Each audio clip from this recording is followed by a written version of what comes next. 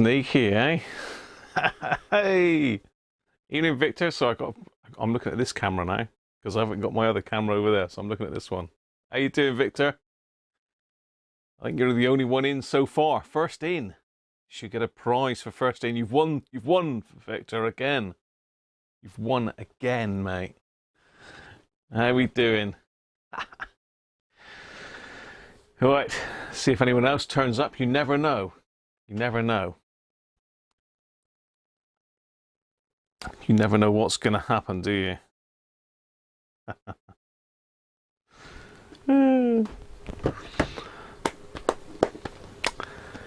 Yes.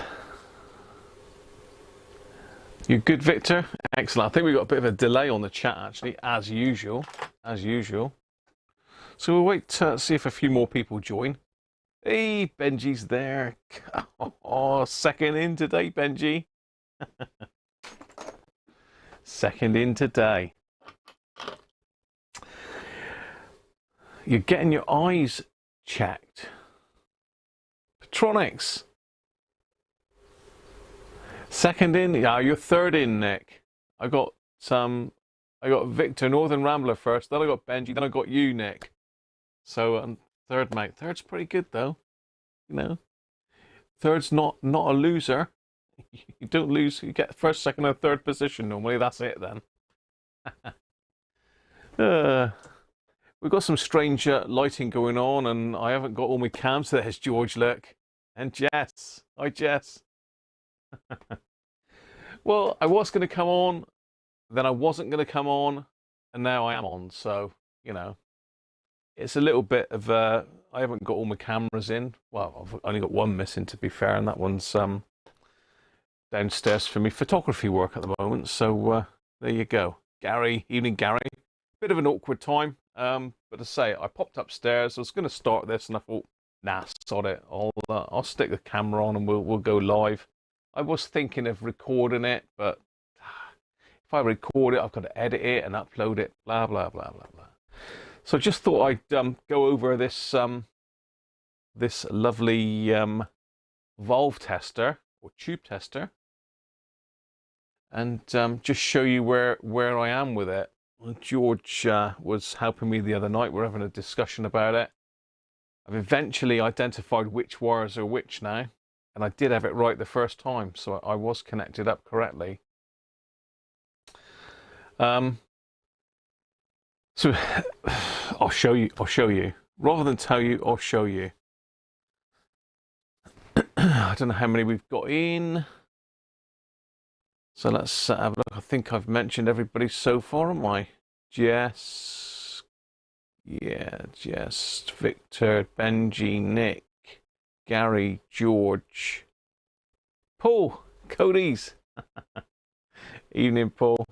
It's a funny light here, isn't it? It's probably yeah.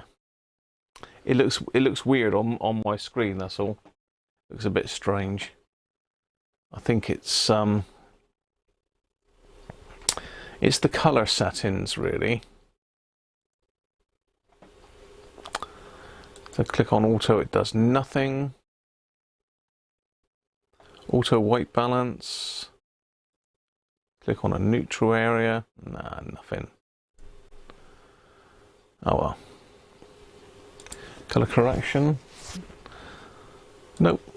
Forget it. Leave it. I did see that, Paul.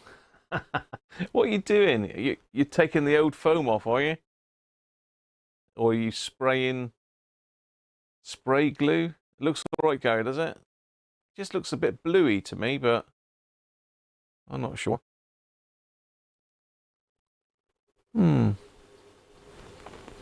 Yeah, a bit bluey. That'll do anyway. Solid. You can see me. Do you need to see me? You don't need to see me really anyway. What's happening, Benji? You're not at home at the moment then, Benji? Cheers, mate. Have you been beamed up, Benji? It's a bit different. It's because I'm combing my hair, Victor. That's what it is. I haven't combed my hair. Right, okay, so the Volve tester, can you all remember where it was last time we looked on Sunday? Basically what happened is we thought that there was an open one of the windings was open on the primary. So we were just running on one winding, but we couldn't really prove it. So I've since managed to prove it by sussing out which wire's which, because let's switch you over to the main camera then a minute. Let's come down here so you can see. Stick me, yeah, I can go picture in picture, look. So can you see that? I really want to get in a bit closer on this side here. Okay, let's just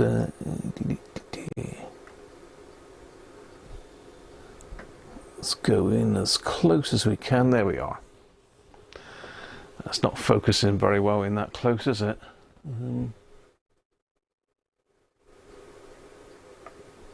Ooh, let's get it in the center. It'll focus a bit better then. Okay.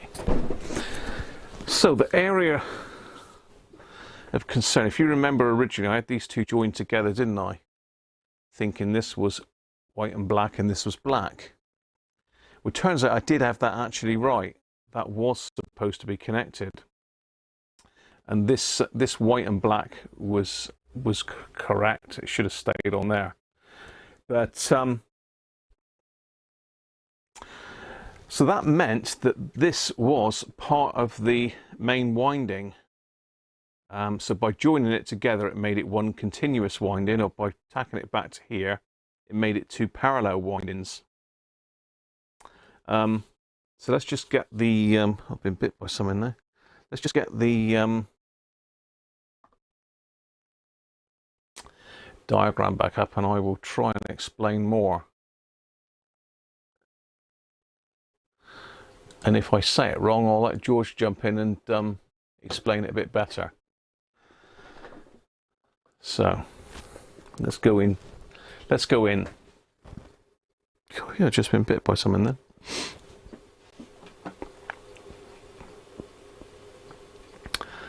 Okay, so hopefully you can see this on your screens. Let's just go in a little bit closer. There we are. So this is how the unit was originally. So you can see if this is obviously AC, so our power, if we look at this as, say, the positive, it's going to come in, it's going to go around the circuit, it's going to go around this coil, back, and then just go around, and it'll go down and around this coil and back. So it's quite a robust transformer, really. So if you look, we got position X, and this is the marking on the transformer. So we've got X, which is connected to the white and black wire, and we've got W, which is connected to just the black wire. So this is for 115 volt, as it says down the bottom, for US. So if I go up to the UK version, so basically what I had to do was remove those wires from there and link the two, the black and the white and black, across. So if I was to remove this link, which I have done because they're open-ended now, I should have continuity between the white and black wire and W and the black wire and X. So in this circuit, it just goes round in a complete loop and back. So obviously, if there's a break in either of these, we won't get any electricity flowing at all, which was the problem. So I'll show you now. I'll get the multimeter up, and we'll probe the black to X and the white and black to W, and see where we are. So that should be back on the main camera now, hopefully, with me in the corner. Let's get the thing up. Afternoon, Keith. How are you?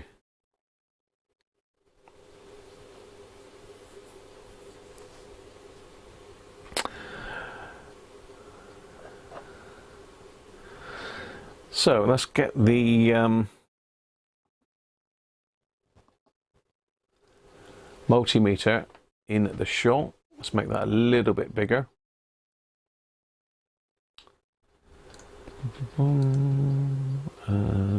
Zoom. Okay.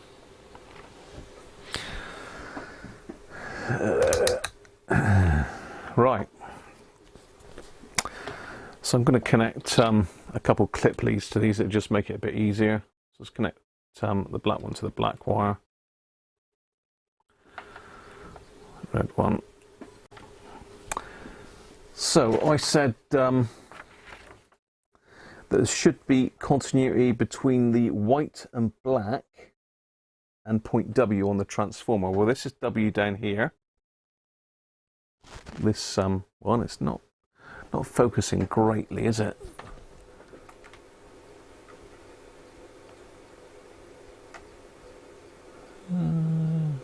Maybe I'm in a bit too close. Let's zoom out a little bit. Okay. So I'm just going to connect the red wire to my probe. So white and black should have continuity to W. So there you go. 30 ohms, so we've definitely got a connection there. So let's just swap that over to the black lead.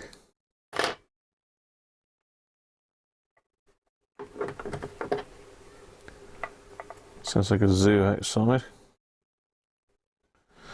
Just connect that to the black lead. So now we're going to check between point X and the black wire. So this is point X. So again, we should see roughly the same reading.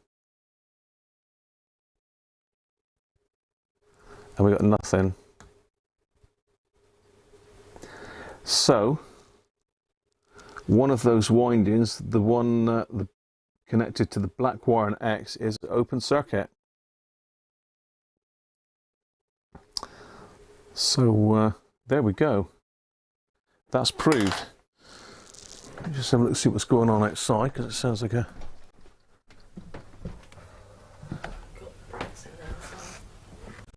Oh yeah. Yes, those kids have decided it's a good time to come out to play. So there we are. It's definitely open.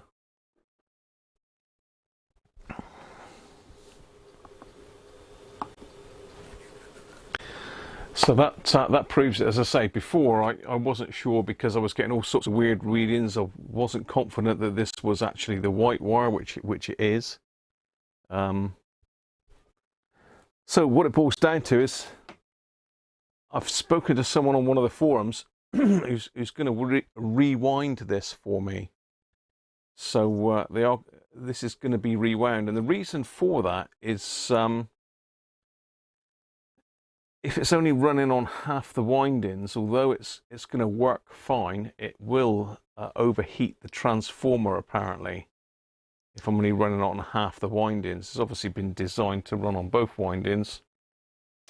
So he reckons that if I try that, it will likely overheat the transformer, which could cause all sorts of other problems, and I don't really want that. It's not cheap to rewind this either. It's going to cost quite a lot of money, but it's worth it. It is worth it. As I say,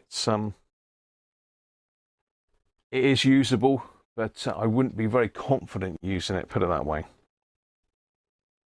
And one other thing I did try, and I will just quickly demonstrate that as well. Simon very kindly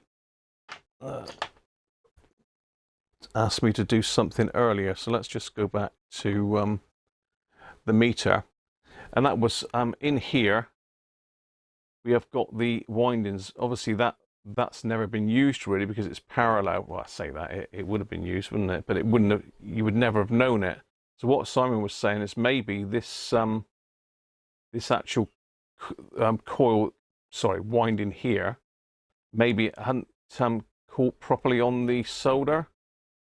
You know what I mean? Maybe they ain't got it hot enough to burn the enamel off the end of it. So he did say just try it that way. So let's go again. Let's go black to X. So what I've done is I've scraped off a bit of the enamel. He did say try soldering it again, but I've just scraped the enamel off. And sure enough, there's still no connection there. Look, with me touching the enamel directly. Hi Doug, how are you?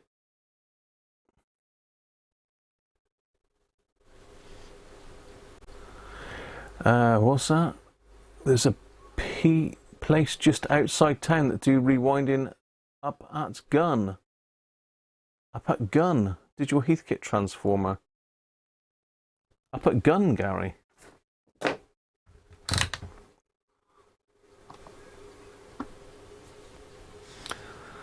Up at Gun. I've got the old water on the go today, look. Oh, we got Theo dropped in. Hi, Theo. Anybody else dropped in?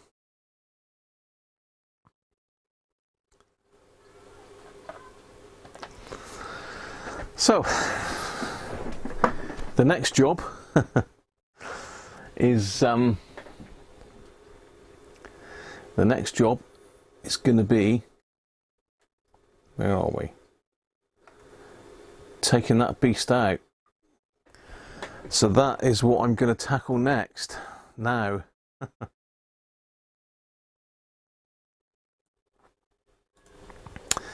I'm going to take this out. Take it out. Let's just get my chat up on the iPad a minute so I don't have to keep turning back there. You can see the side of my head. I know you like that shot.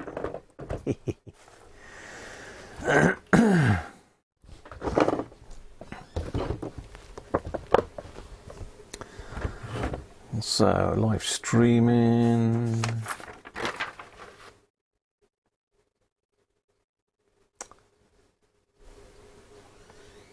Events. Just bear with me while I find the event. Here we go, live now. Live control room.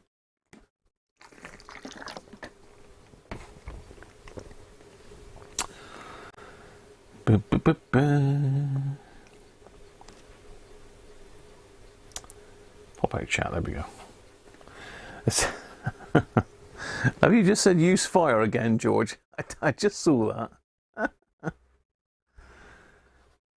Use fire.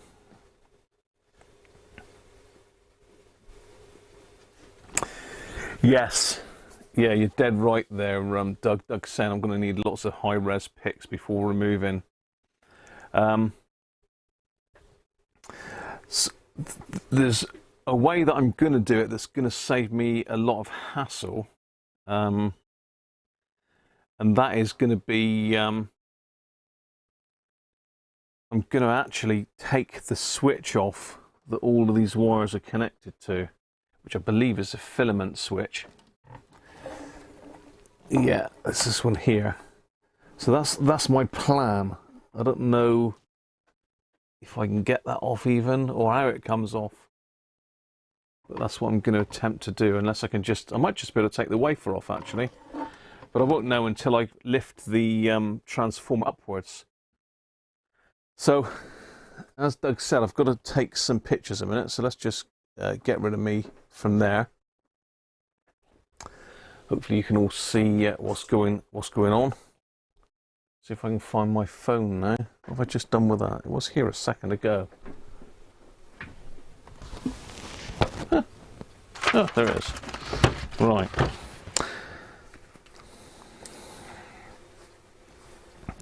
So the other thing that I might do as I'm going along is I might just label some of these, because there's some of the wires are very, very similar.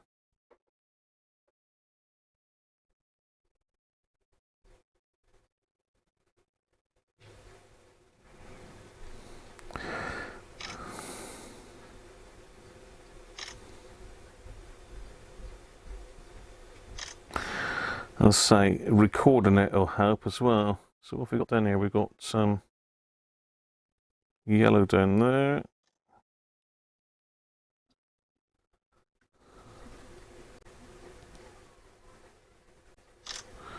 And green. So we've got another black there, just to confuse matters. Is that 2 blue and whites? Yeah, 2 blue and whites there. We've got two red. Oh no, they're not. Yes, they are. Yeah, we've got 2 red and white striped. Okay.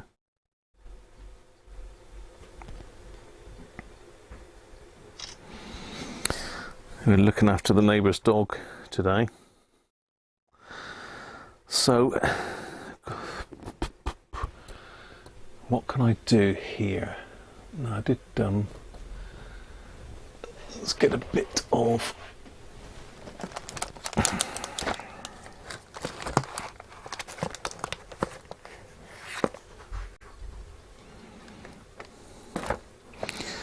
let's get a bit of tape, mark them.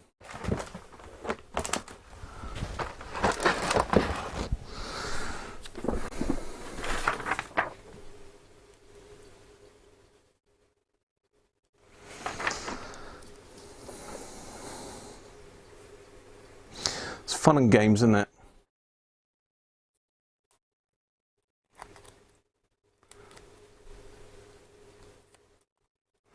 Yeah, high-res pigs. Georgia said the knob should come off and the whole assembly held on like a pot. I don't think I'll need to, George, to be fair. I think I'll be able... Oh, famous last words, isn't it? But I think I'll be able to get them off without too much hassle.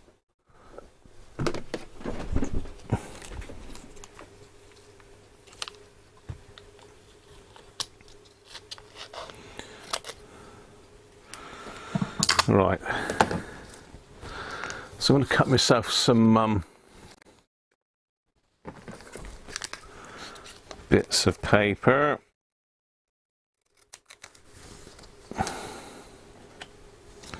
Bits of paper, bits of masking tape.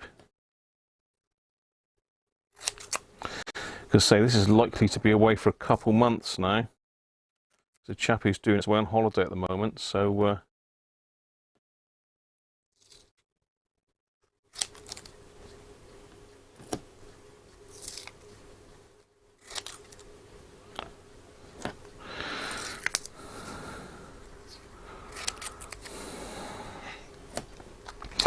and what I'll do is I'll just mark on the terminal that it came off of.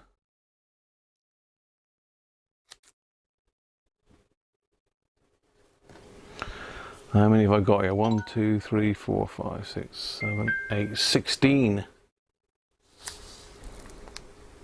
16 wires on the top section. I've taken the valves out of the way as well. I don't want them getting beaten up by anything, so they're well out of the way.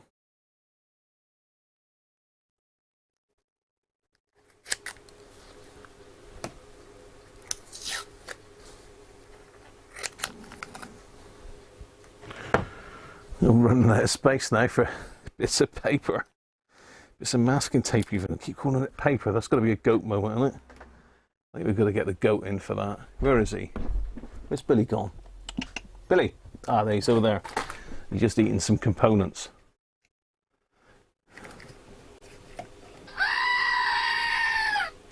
Masking tape, Graham, not paper.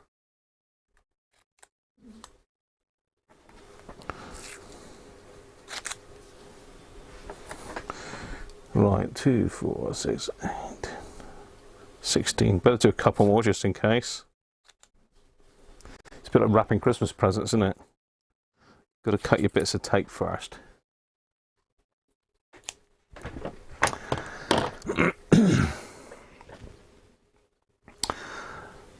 So I've got to remember, I believe W had the white and yellow on it, didn't it?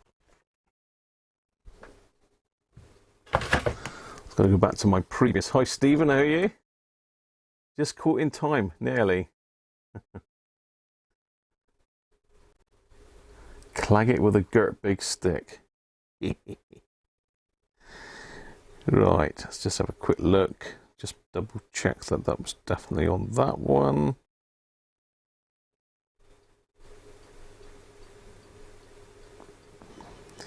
Yeah, so that's W.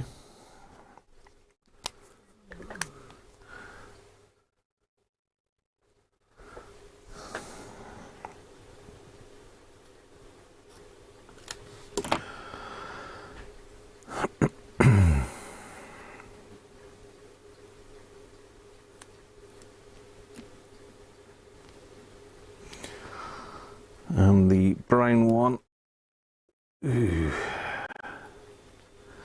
probably going to need to pull that out to get the, yeah, it'd be nice to learn how to cable lace, wouldn't it? Can't be that hard, can it? So that was X.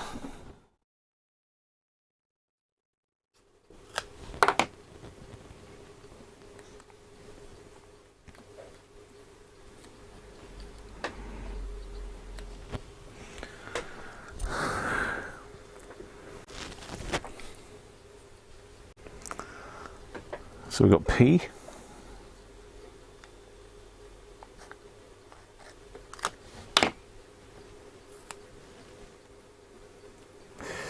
You can actually get some proper wire things. I have got somewhere some actual wire lettering, but the problem is it's not designed to go on the end of wires like this. It would just drop off the end. It's just a little bit of rubber with a letter on it. Not really any good for this particular job. So I can start snipping as I'm going. So P is disconnected. What's this one here? This is J.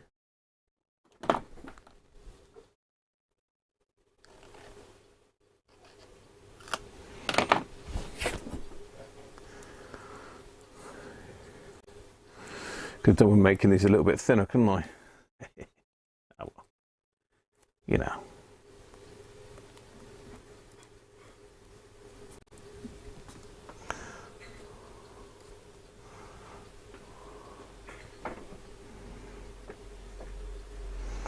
Snip J.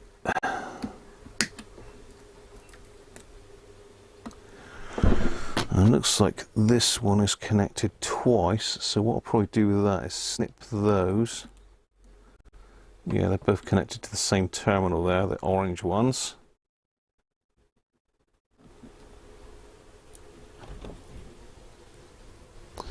Let's put my soldering iron on.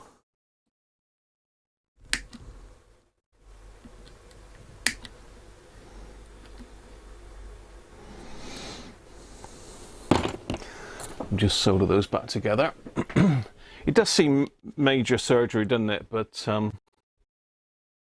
it is going to be worth it.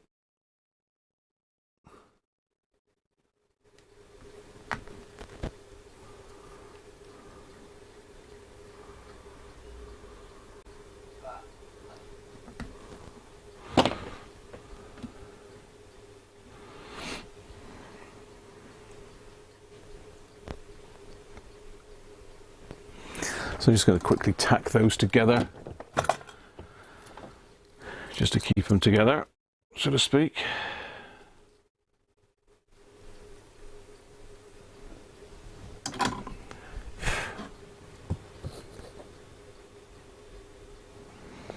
Okay, and what was that one? That was K.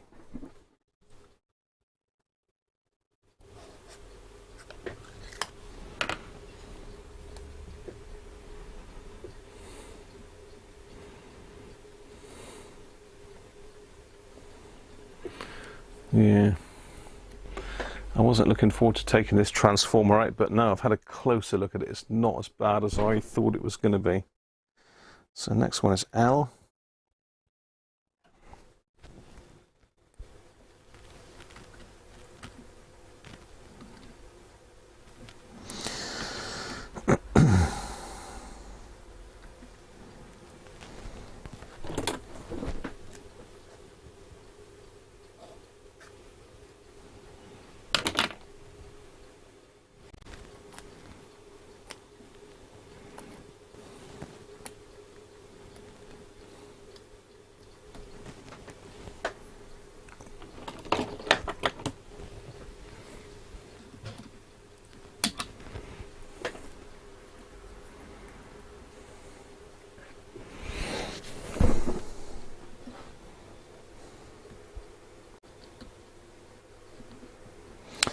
So not in any order, these. Tea.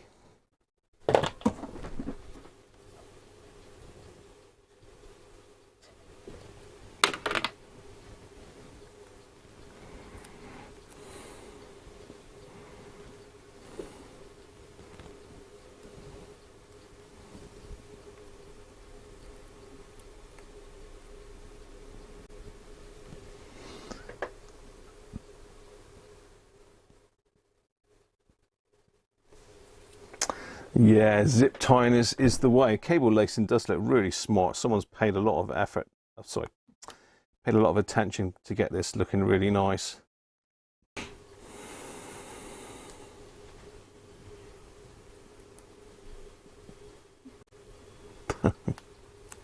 Go through there, you little monkey. Go on, go on.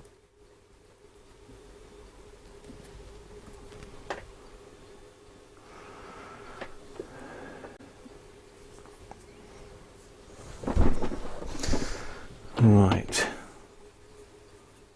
Let's see J, so that's that way up. Well, I know I've drawn them all the same way up, am I really?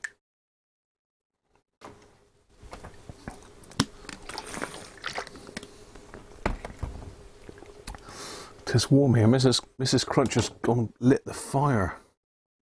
It's cold outside, but it's warm in here because the heating's been on, but she's lit the fire. Right, that's that side disconnected. All done. Let's get in a bit closer. While we're working on this section, you can come right in there.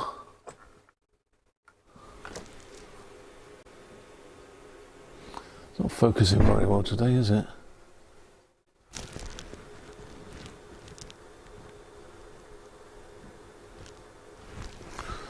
Oh well.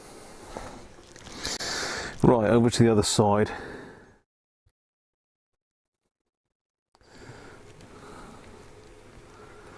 So what we've got, nothing connected to Y. I don't know why, but there's nothing connected to Y. Which is black and white, stripy again.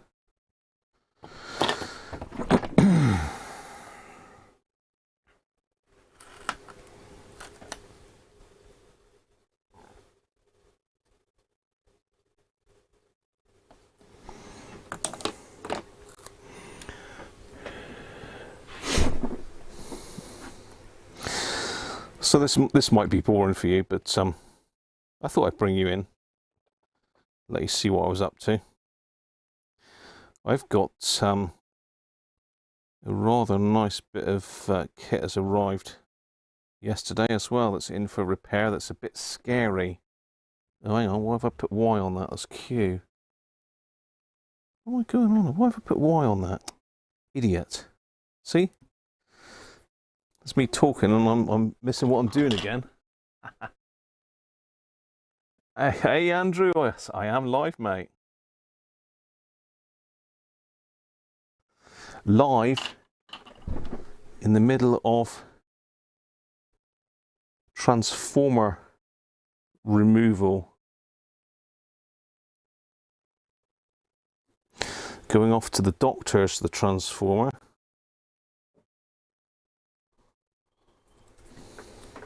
Right, so that's cute. Scary stuff. Okay. We should be back. We should be back. Oh, I lost my chat. Have you lost my chat?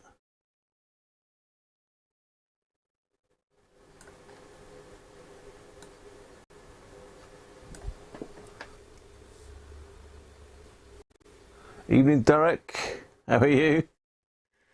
I think I'm back on. I am back on. Apologies about that. Hi, Andy back. Andy back? Andy back? Andy Beck even. So evening to Derek and Andy who have joined us as I crashed out. But hopefully I'm back. I am back. Right. let's go back to where we were then.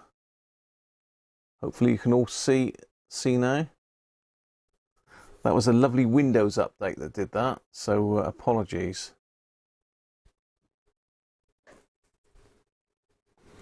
We should be back.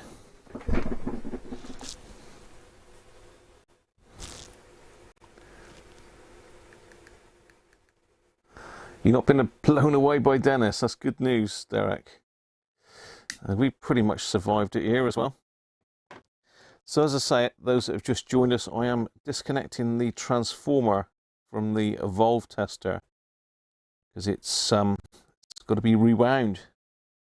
And they can't just rewind the primary, apparently, because that's the first winding, and the secondaries are on top of the primary, so they've got to rewind the whole thing. Which is going to be a hell of a job. I don't envy the person that's doing that. But must be a really skilled person. I'll see if I can get him to do some photos perhaps, or maybe a bit of video. Be interesting to see the process, really, wouldn't it? I think so anyway. We've watched Chris I said restring then. God. Nightmares about restringing as well.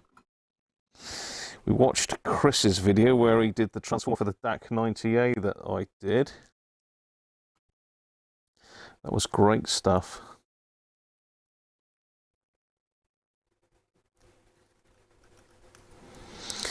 Okay, what have we got now? S.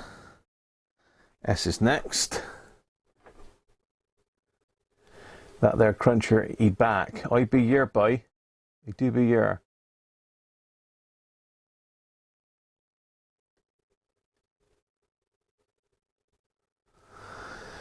It's going to be a hell of a job, Andrew. A hell of a job.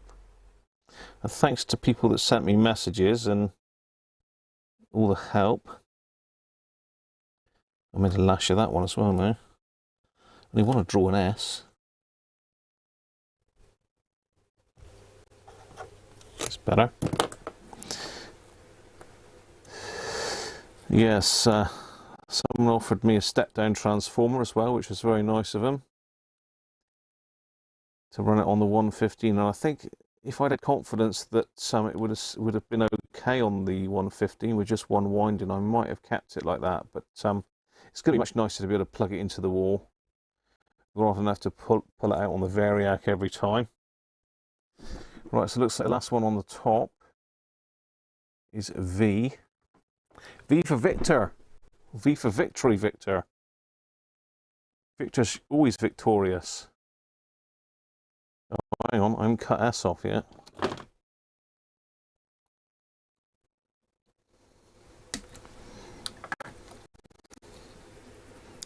Oh, he's looking bare.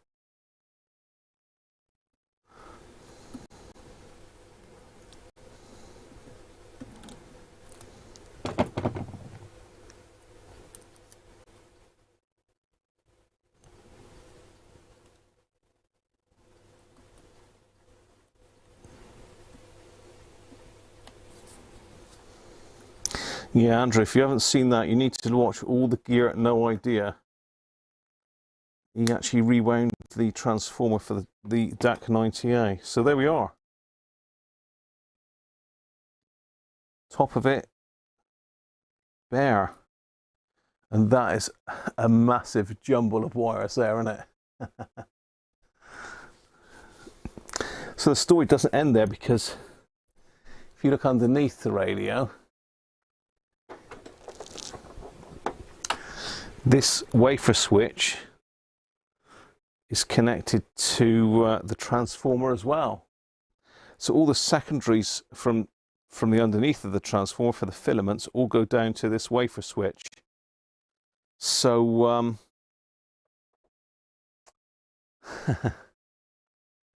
I've got to take all that off as well. So that's all of those done. Good. Right, so it looks like it's just 4 screws holding it in now. Let's Get those out.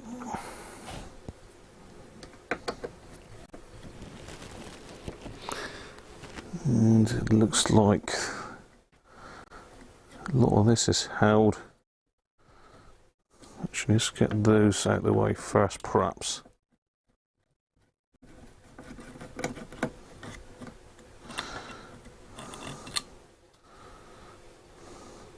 So just a screw and spring washer on each.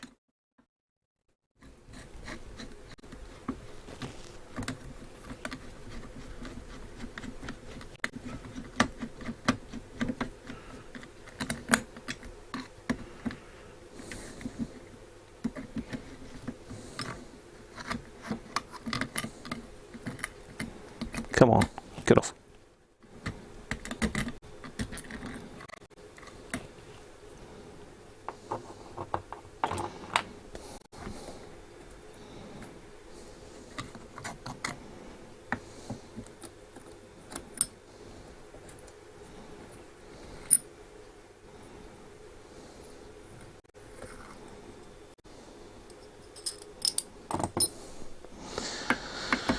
And that's a screw or bolt.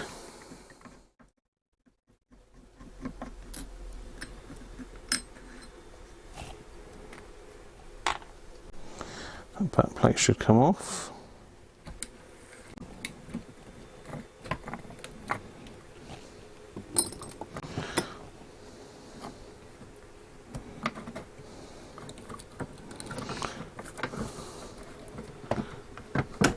Right, okay. She's moving. So we need to get this lacing undone from the side here. Again, I'll probably end up cable tying that back on, but we'll try and get it out without damaging it. You can see me as well now, look. Yeah.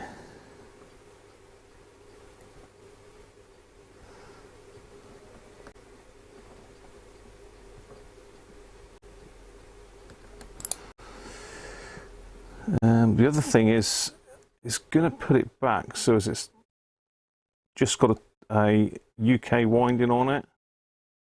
She's not going to bother with the 115. I don't know what people's thoughts are on that, but you know, this is going to be my valve tester. It certainly will never be sold, not in my lifetime anyway. So and I can't see it going back to the USA.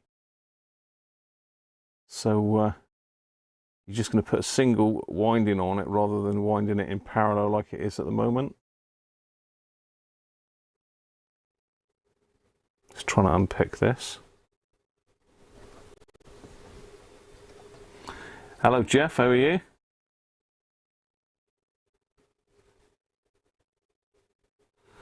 Ex Libris Cresta exclusive stereo with a sticker that says 9 bands dual conversion.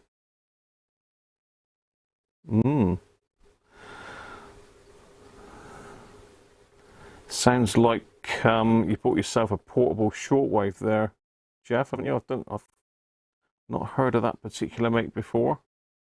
Somebody might have. Just trying to undo this. Undo this bit of lacing here. Can you still get this cable lacing stuff?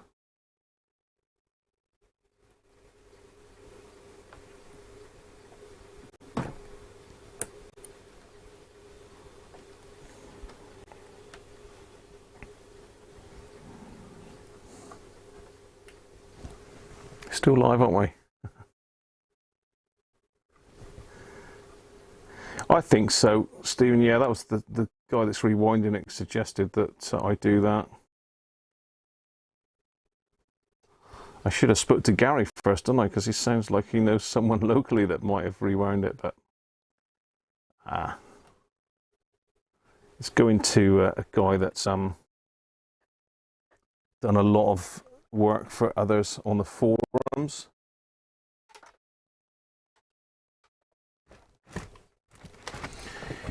Three band. I thought you said it's 9 bands, Jeff.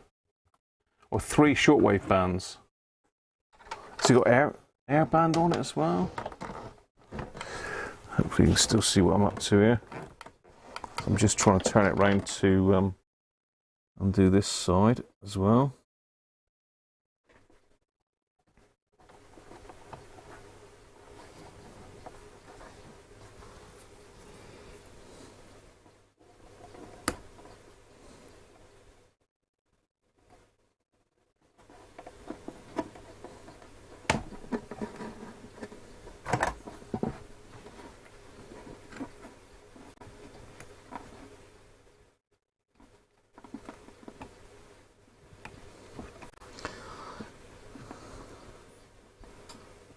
Okay, come on.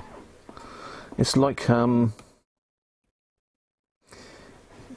plastic wire, but it's almost rubber. It's very flexible plastic.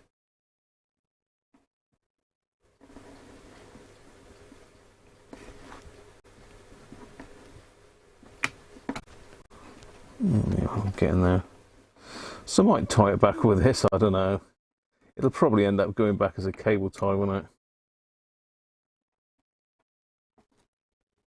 There we are. Undone.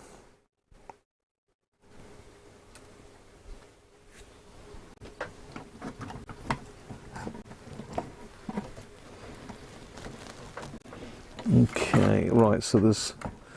Yeah, it's not as simple as I thought. That's typical, isn't it? There's other wires going off all over the shop here.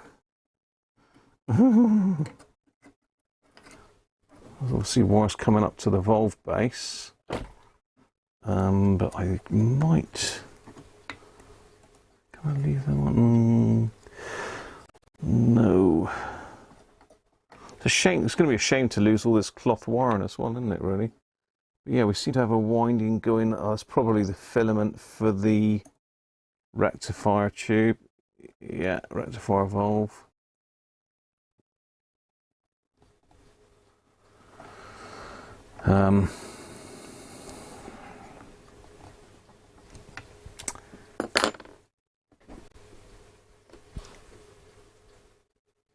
Yeah, it's plastic. This is George. It's like a very springy, spongy plastic. It's definitely not waxed cotton.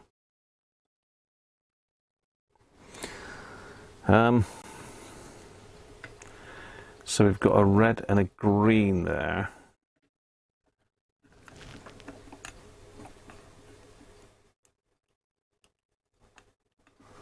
Which go to that valve base, but those two...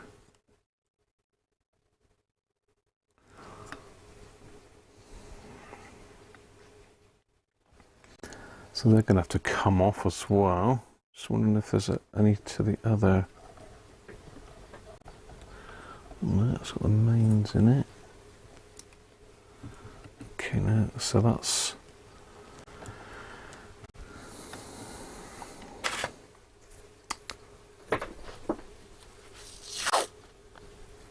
It's plastic, George.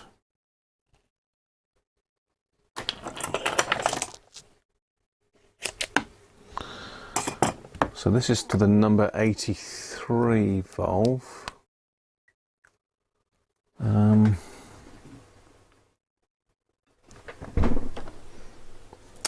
I don't know which pin is which though. I'm going to have to photograph that as well. That's a bit tricky. Turn me walking about off.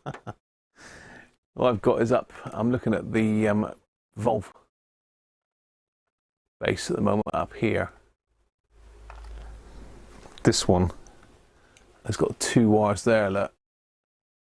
There's a red with green stripe and a red connected, so that's got to be the filament for the number 83. So I'm just going to take a picture of that as well.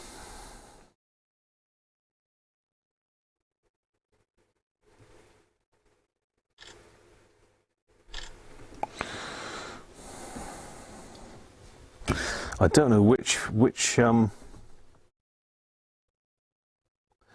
terminal is which on that. So I'm going to mark that as a 1 and that as 2.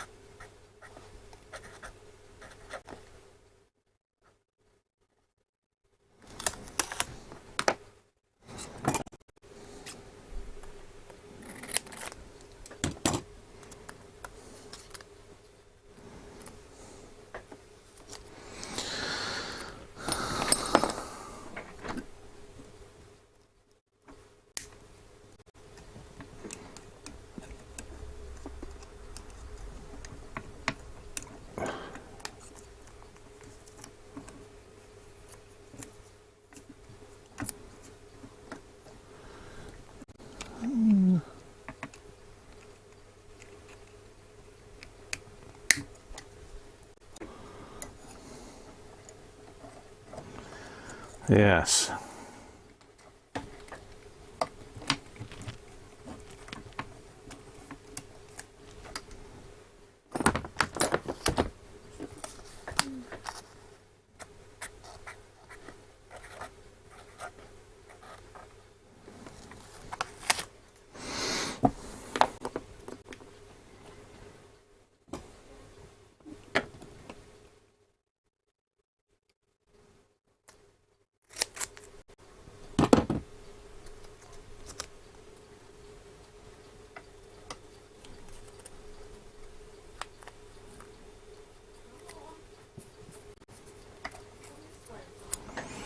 Right, okay, that's those two off.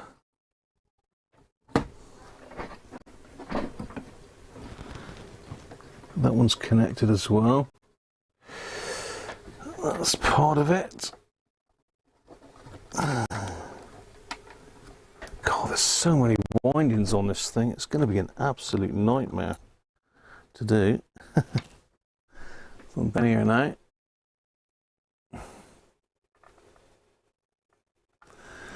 You see this this one here is connected in up here to that orange wire.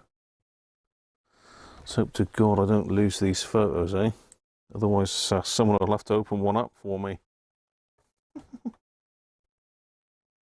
Where are we? There.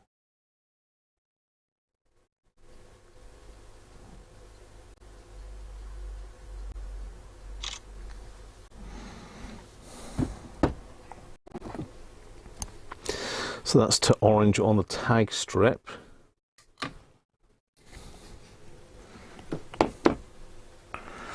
Let's mark that.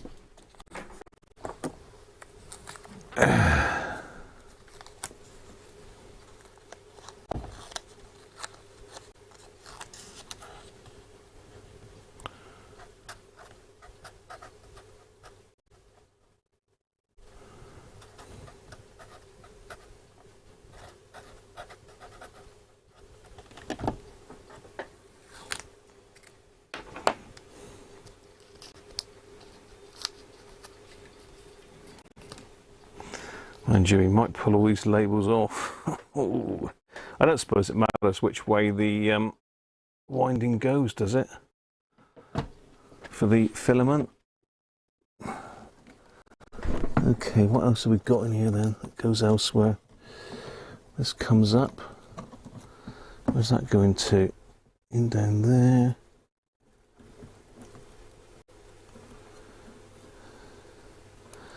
That's to tag strip red.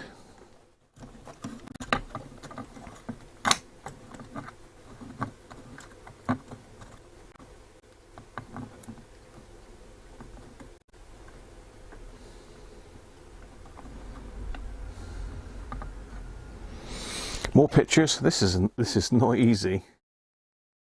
You see the goat. You see the goat. He's at the back. The goat. He's over here. There's the goat.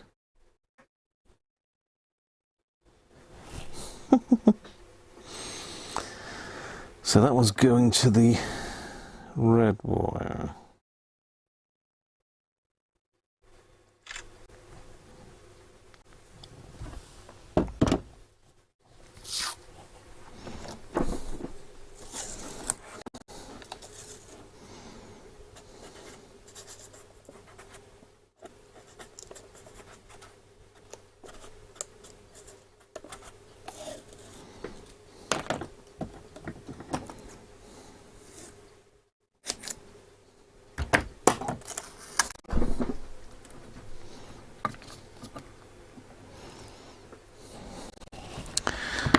just hope to God I can get all this back together again.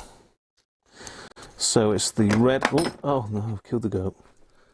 So the red with yellow flecks by the looks of it. Goes to the red on the tag strip. Oh no, it doesn't. Does it? Yes, it does. I'm doubting myself now.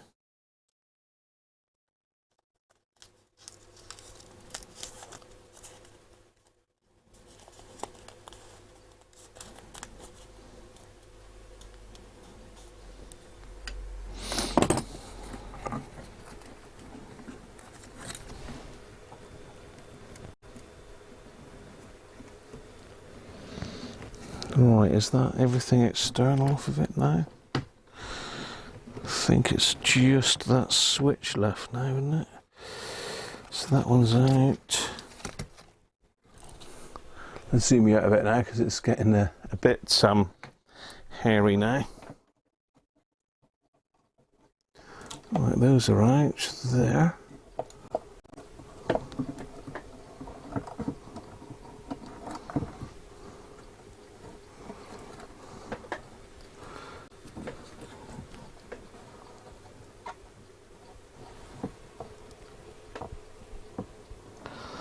Okay, I think, let me just think about this. If I undo,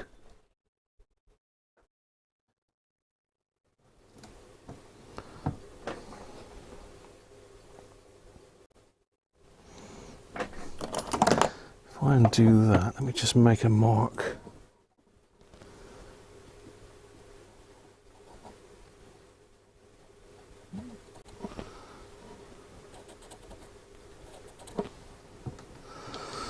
I think I might be able to just undo the top of that switch.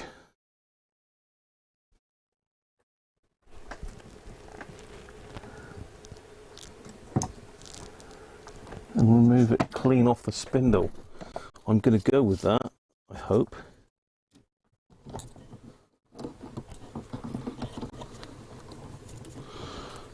So you can see down here there's a screw on this switch. You can't really see that switch very well in the shot, can you?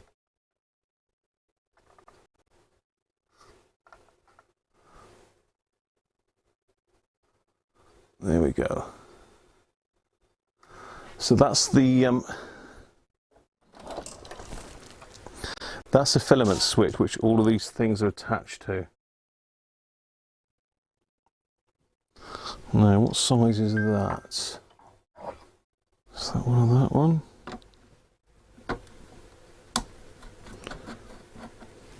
So I'm just wondering whether that whole wafer will just lift clean off of there, rather than having to take the spindle out, or sorry, the whole switch out. Whether I can just lift the wafer off the top.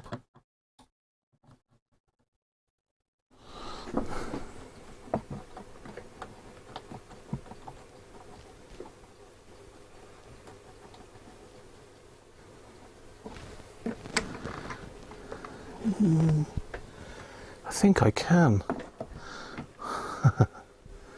Oh, hello, the camera's dropped, hasn't it? Oh no.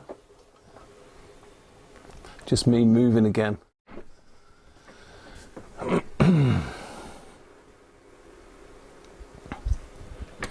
Just trying to see if this will actually just pull off of there, or whether it's glued on. I think it might be epoxied on. But it would make life easier if I could get that off. Or is that going to really complicate matters for me?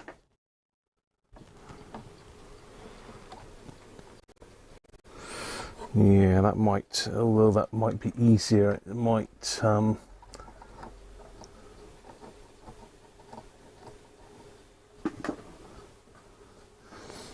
mess up the settings on the switch there. Let me have a quick look underneath.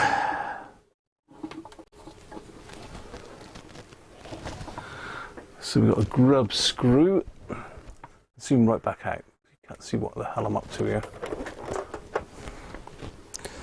A grub screw in there.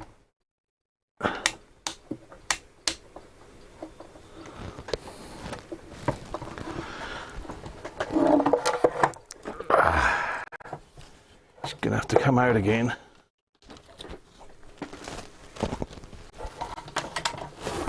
For a minute.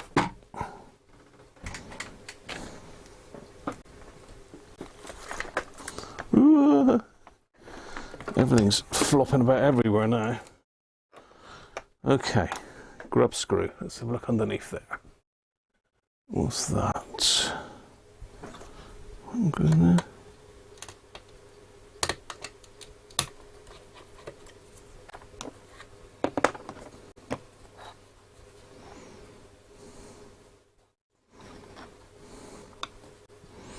Even a little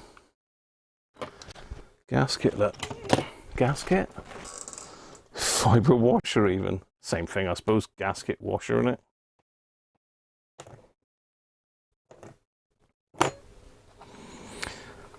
So, have we got a socket that will fit that?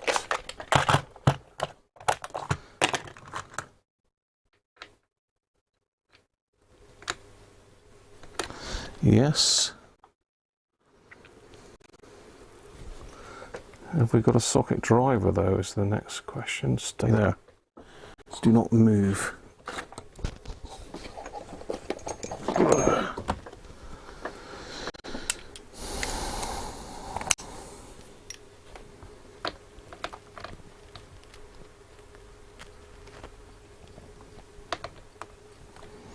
Okay.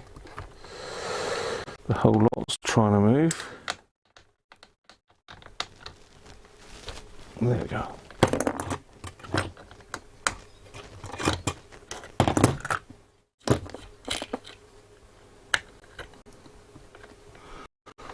Okay.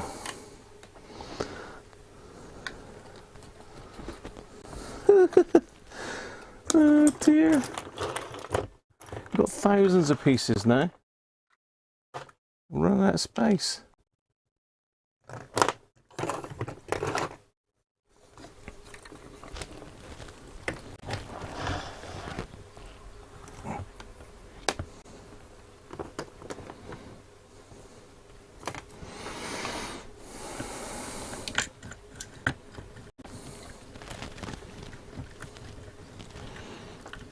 I'll tell you what, some idiots put this mains cable in the way.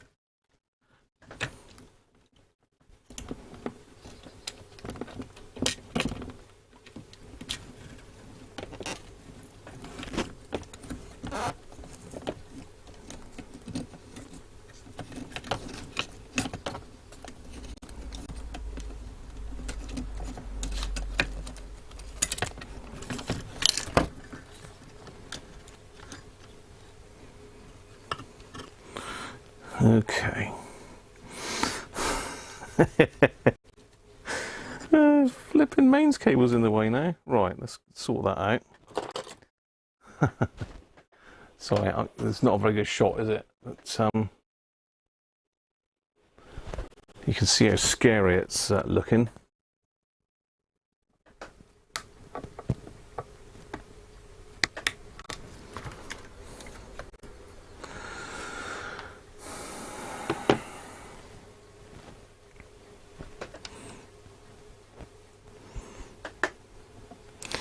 Well, there's plenty left on there, so I think what I'll do is I'll snip those and leave a bit of colour on the end.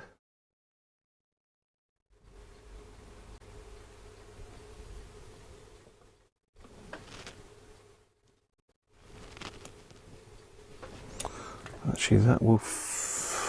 no, it won't. Yeah, the mains cable's got to come off.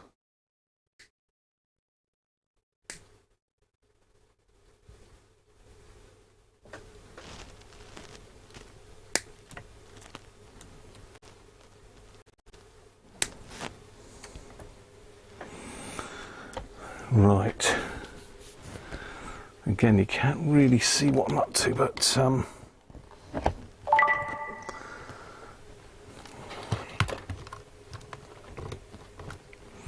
I get the overhead camera in, possibly? Cool.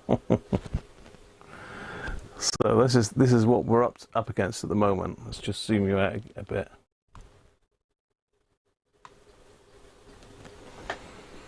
So the mains cable here is going right away through the center of it, so I need to get the mains cable out of the way.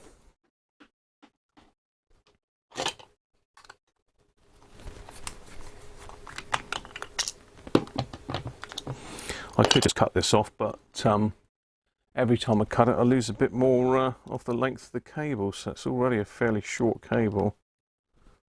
I'm just going to quickly take the plug off again. It's not much hardship, is it?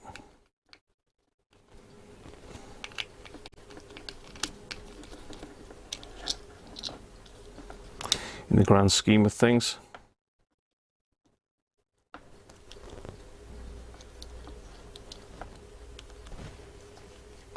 Hey, Man Cave. Sean, how you doing? Have I missed anybody else?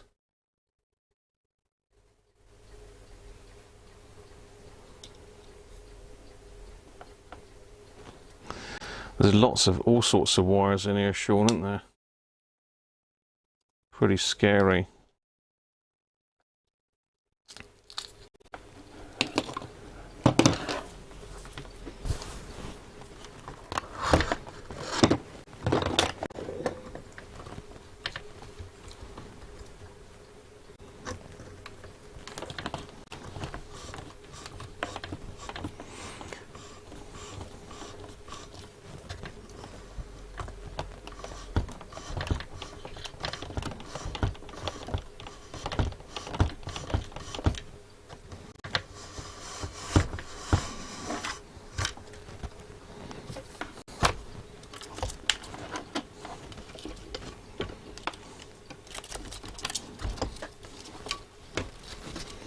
Just unravel that.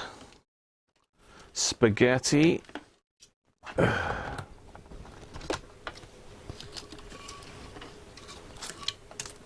Oh, and he's out.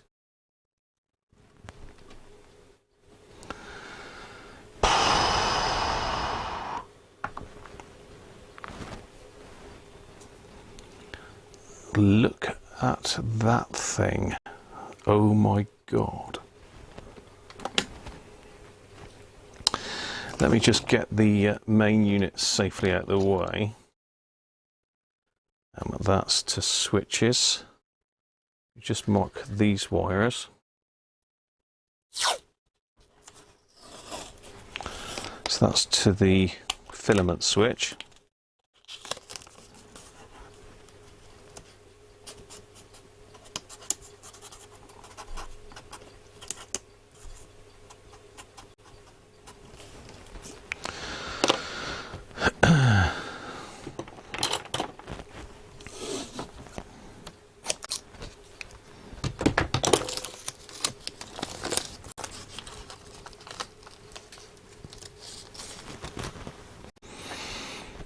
Right. It's going to be a lot lighter now, I know that.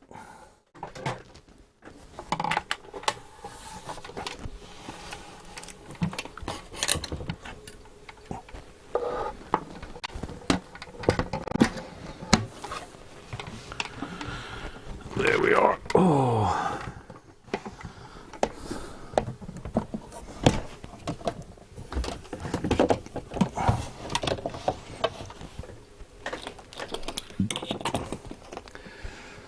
Right. What a jumble. So, let's get you down on the transformer. There he is. There is a lot of windings on this. Whoa.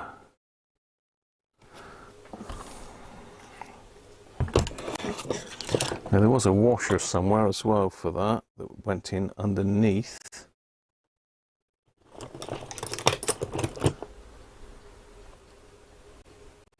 There it is. Let's pop that back on. So I'll make a note that the washer was underneath the chassis, not on top.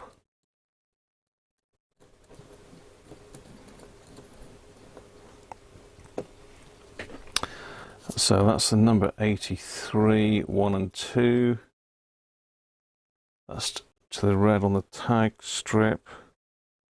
That's to orange on the tag strip. And I've got, just take the colours of those just in case they fall off in the process.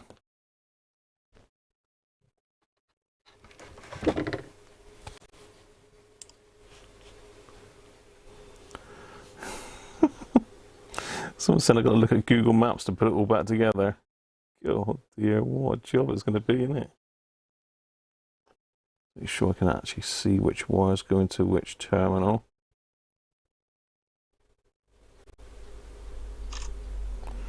Red, brown, green.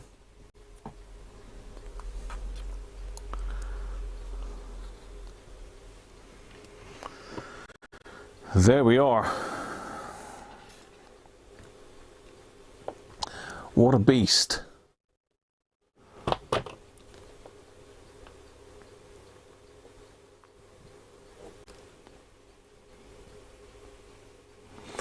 All because that black wire is open circuit. So if anyone's got one of these knocking about, look, the part number is 20800-305.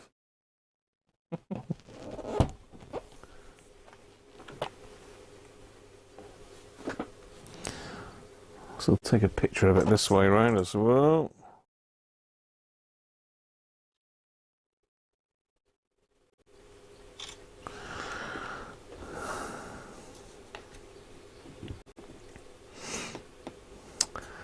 Yeah, I assume you won't be able to use the same wire, which is a shame, but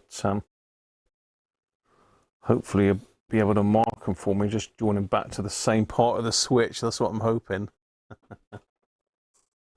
Right, how are we doing on chat?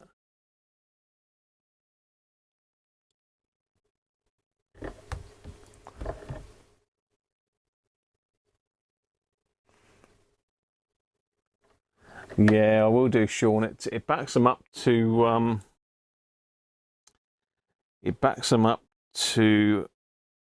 Google Photos.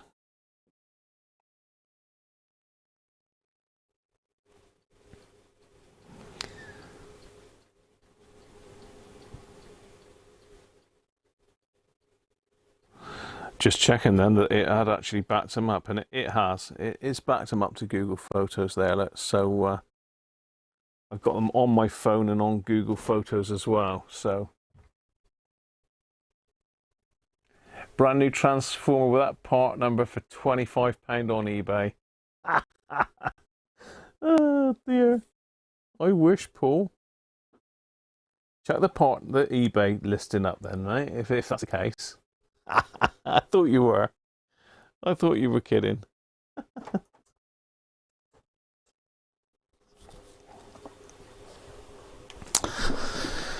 Well, that wasn't the easiest thing, but it's done. It's in good condition. I just can't understand why one of the windings would be open.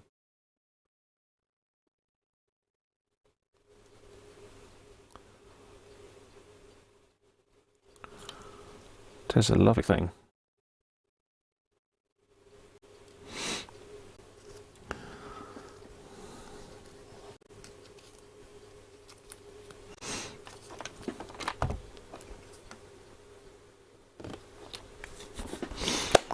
There we are.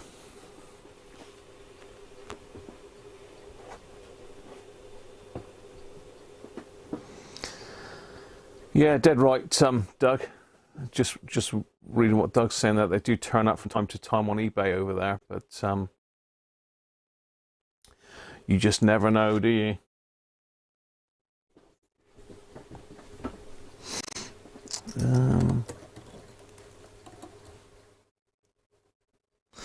It's probably going to be better to turn this the other way up, actually. The whole case. because I'm just wary of this paper roll. I don't want that damaged, really.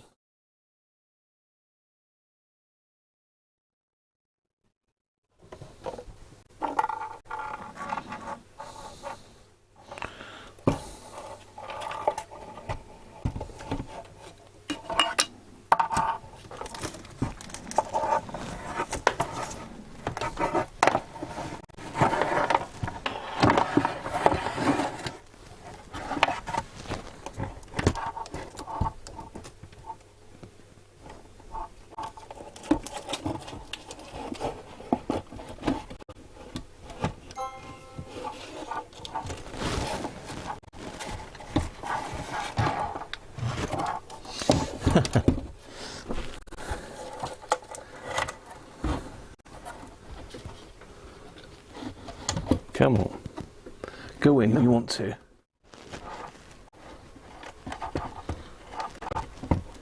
You don't want to go in now.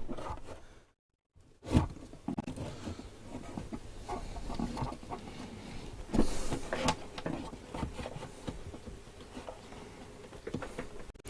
because it's resting on the bits I've taken off there. Let's try that. Oh. Careful with the paper rope. There we are. There we are. Safe and sound. We're back in. Don't forget, I haven't tested all of the output windings yet either. No, but they're all being done, George. The whole transformer's being rewound, not just the primary. He's rewinding the whole thing. So... right, let's find a pot to put all these bits in.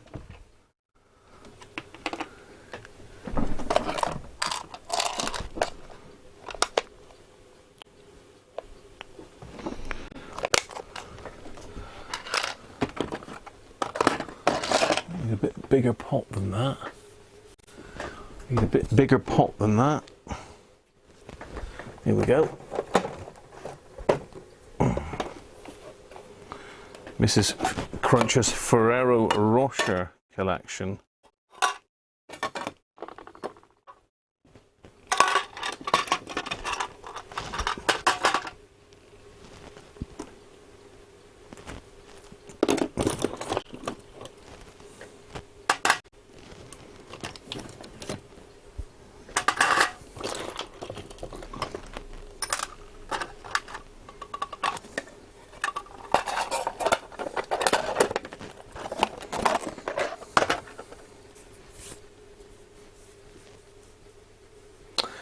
It'd be a good idea to ohm out the filament secondaries.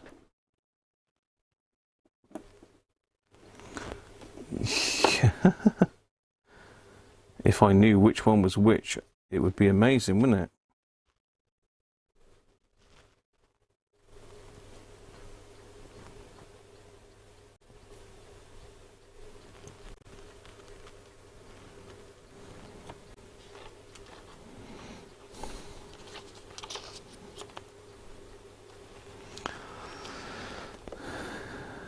Like I say, the whole transformer's being rewound. The whole thing. Not just part of it, the whole thing.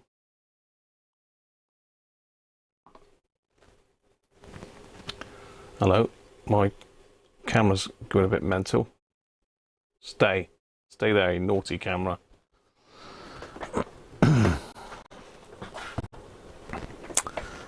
So there we are. I thought I'd show you that, because someone might have to do that job to another one of these one day. So it's good to have it for posterity, isn't it?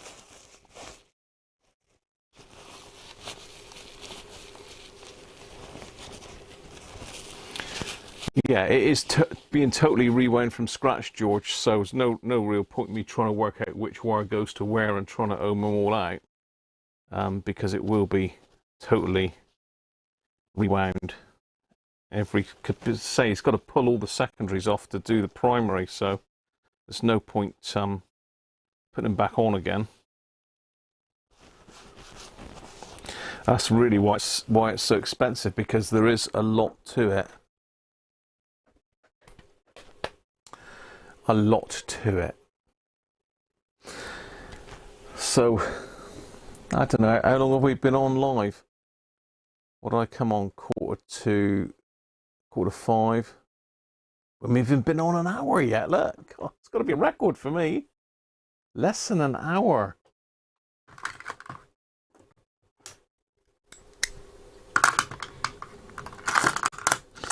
So there's nothing really much more I can do to this at the moment.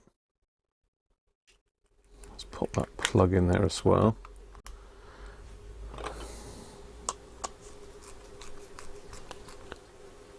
Quarter to 5. No, I've been on more than an hour, haven't I? I've been on live since Wednesday. It is Wednesday, isn't it? Yes, it is.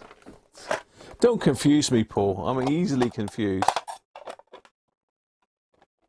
Yeah, he is rewinding the whole thing, Doug, so...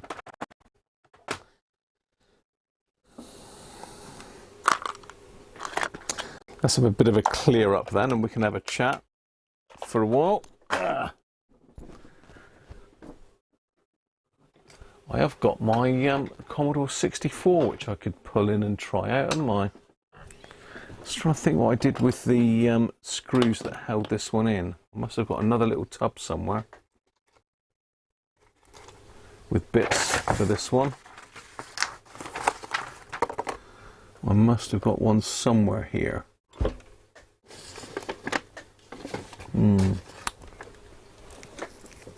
Where have you put those then, Graham? Oh, we could build the adapter, I suppose, couldn't we? We could build my rim lock adapter a minute. Because that was something I was going to do on Sunday that I didn't get round to. Let's stick you back on the main camera. Stick me in the picture there.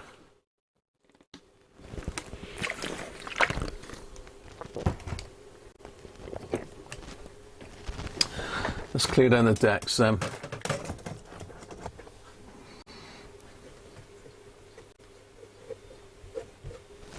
Tis a beauty, isn't he?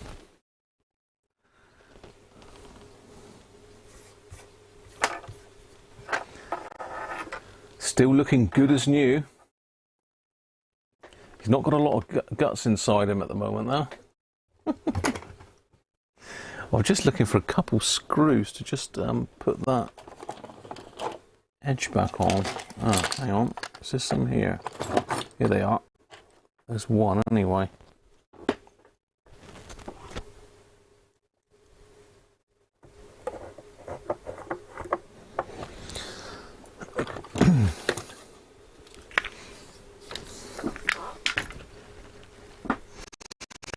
Just get myself tidied up and we'll build this I think it's octal to rim lock, isn't it? Octal to rim lock adapter. Hey Mark, how are you? Good evening.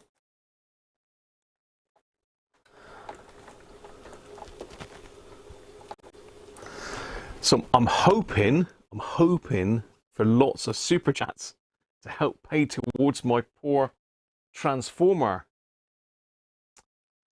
So if anybody does want to help me out towards that, that'll be great. Super chat or PayPal. All donations are very gratefully accepted. Let's get myself tidied up here. See if I can find some more of these screws. So that's, oh, hello, wee. Yeah, the camera situation's not brilliant tonight, is it? So apologies for that. We're making do because the the main camera is being used for work. Hi Colin, how are you? Ah, here we are, these are the other screws. So if I pop these in, I can actually put this down out of the way then, safely.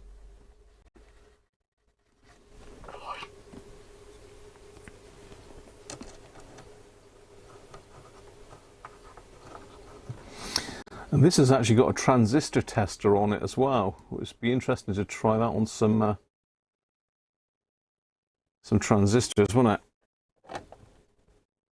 Interesting to see if that works. Well, it will work, but how it works, I suppose, is the question.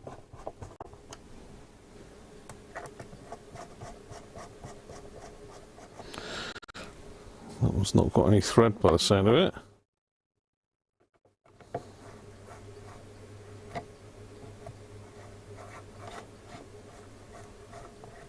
It's a right screw, isn't it?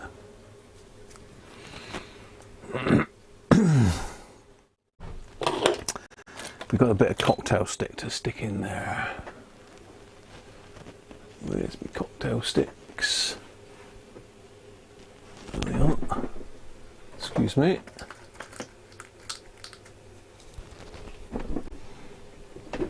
"91 minutes.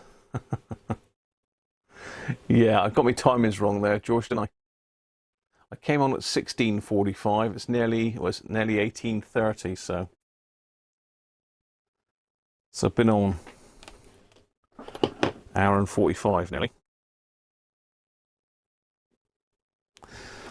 So I'm just going to break off a little bit of wood with a cocktail stick just to pop in there, just to help the screw bite.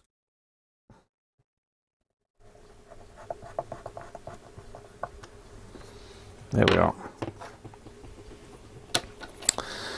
Right. Let's get that transformer out of the way. I'm going to put that on the floor because it smells rather metallic. I have a nice rusty mark in the middle of the carpet, which I'm sure Mrs. Cruncher will appreciate.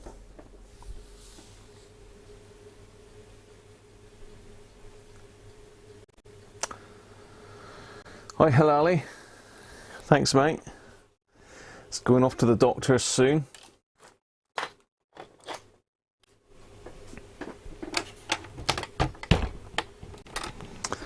Okay, so let's have a look at the adapter. Let's zoom in a bit on the business end. Whoa, steady. So these adapters will not fit our UK rim lock valves such as this one. This is an 8-pin valve. 2, 4, 6, 8. I think that's right. Let me just check. 1, 2, 3, 4, 5, 6. Yeah, 8-pin valve, and there's not a socket in there that will fit it. So an 8-pin goes in these rim lock holders, and there's a little pip on the corner which indicates pin 1, and it snaps in like that. So the idea is to pop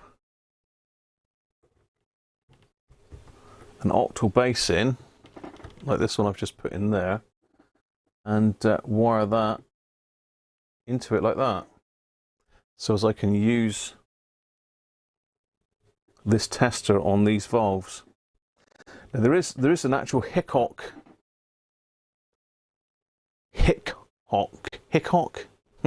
There's a Hickok one, but I've never seen one. I can't even see a picture of one. They're that rare, so got no chance of getting one of those. So I've got two choices. I can either put this base in, which is supposed to be for PCB mounting, or I can put this one in, which is an older style. I think this one probably is going to be a bit more streamlined, although the wire length is not going to be very much. I think that looks nicer. So that's basically how it will sit. And eventually what I want to do, if I can get my 3D printer working, is just make up a little tiny collar that will stagger it in and finish it off nicely. But for the meantime, I want to make an adapter for that. So let's pop that one out the way. AM station here.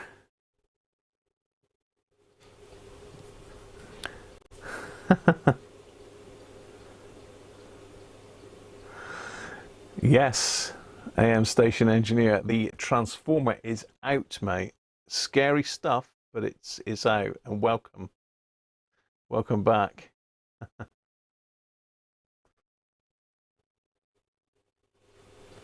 You bailed out of fear. I know.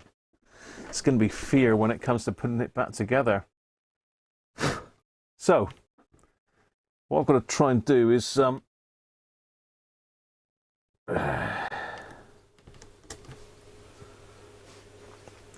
work out which pin is which. Now I know on the base here that this is pin 1, and it's actually marked in there that that's pin 1. So it should be pretty easy. So what I've got to do is basically I've just got to solder some wires onto the end of this. And for that I'm going to use this, I think it's 8mm earth cable. So let me just strip a piece of that out. It's what I use for fixing the back grills on the hackers.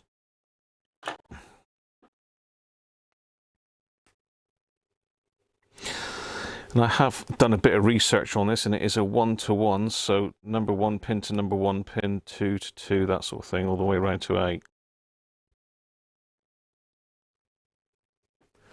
2, 4, 6, yeah, that's 8 pin. I think that's octal and that's loctal, am I right? That one doesn't go into there, does it? No, that one won't go in there. That's definitely is the right one.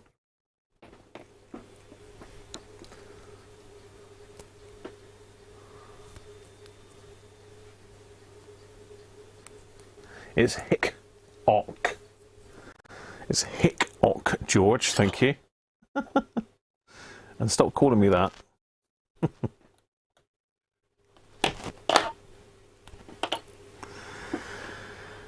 Right, so what have we got? 2, 4, 6. Oh, it's only 7 strands left. To get another piece. Let's cut another piece.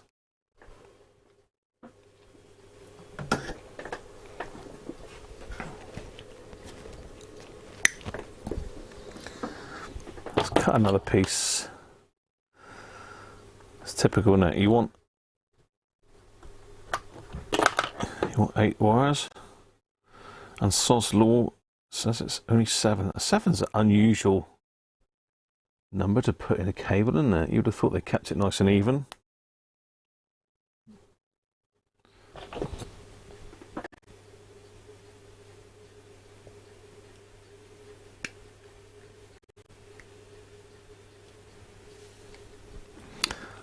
What's that? I'm calling. I've missed something there. Get my keyboard out of the way. Last time you bought a transformer, it was from Henry's Radio, Tottenham Court Road.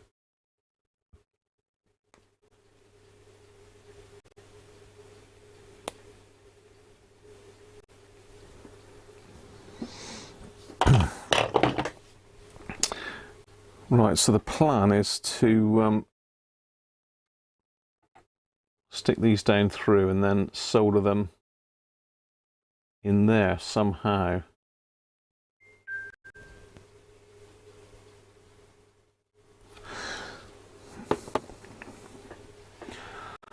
So let's get this tube tester out the way and back to safety. It is a lot lighter now. It's surprising how heavy that transformer is actually. There we go. Bear with me. I'm just going to put this out in the hallway in safety.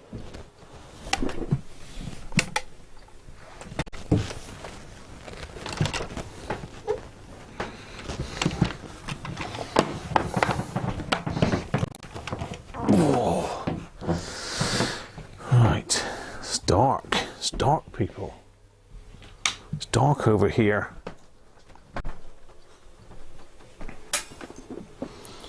Twine.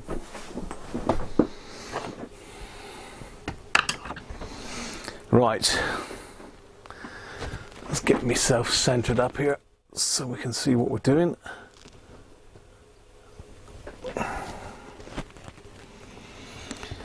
Okay. See, one of the advantages of this type is it's got holes in it. I don't really need that. I do really, I suppose.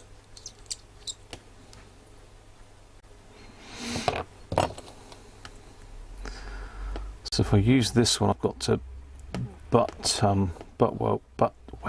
weld?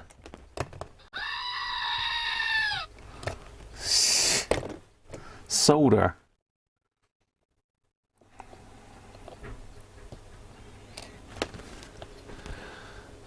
Alright, can I do this without cascading everything down off my desk? See if I can do it in this. Let's use my third hand tool. It's a pretty poorly looking third hand tool because it's had a bit of hammer, this one.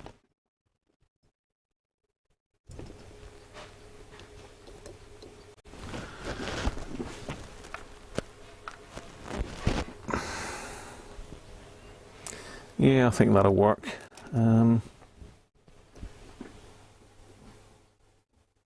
Yeah, that'll work. So what I'm going to need to do is just tin all of these. I have got another one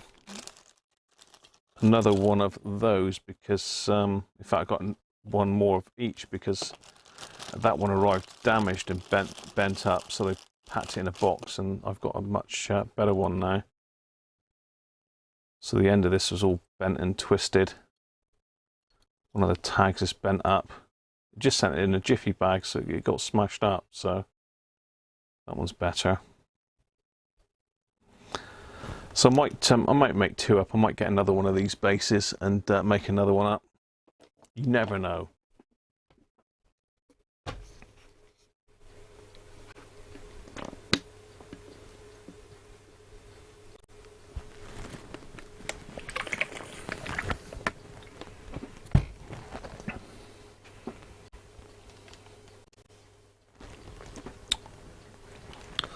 Okay, let's get going then.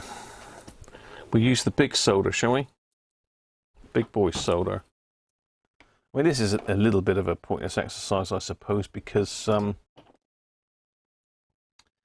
to be quite a while before I get it back, but got to be done.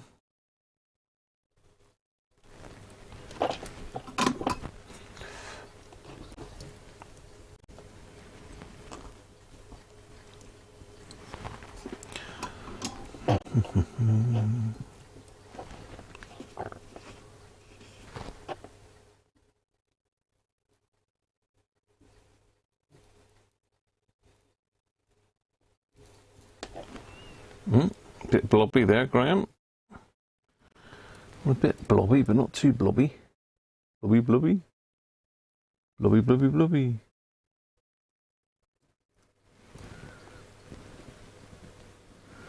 How are we doing?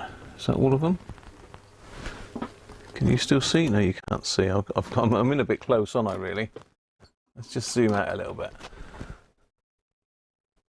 There we go. That's better. Right, so they're all tinned.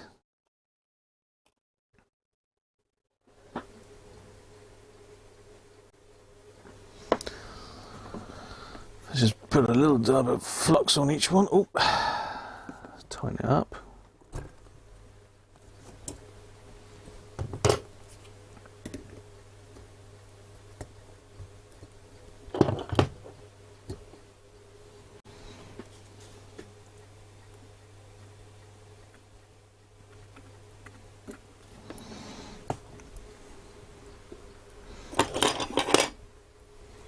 Fizz pop bang.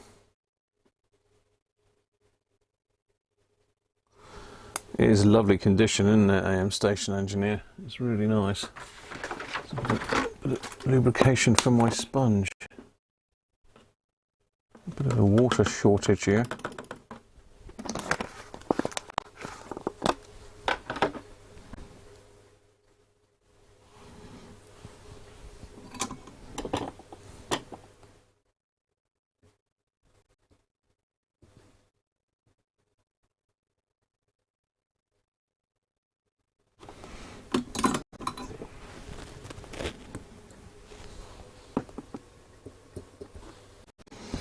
Here we go then.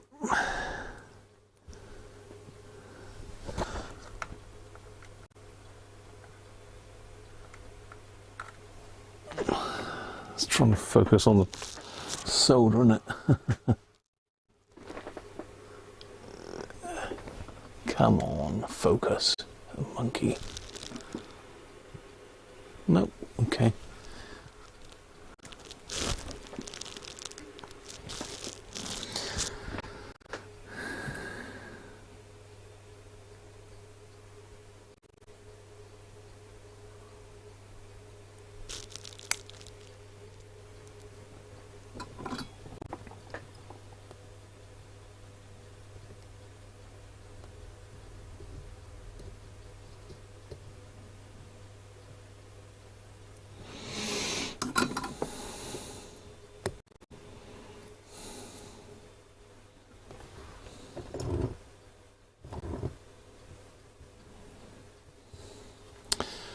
Yeah, it's not prudent, is it really? I might tin these as well, actually, as I go. So there's not a lot of solder on them.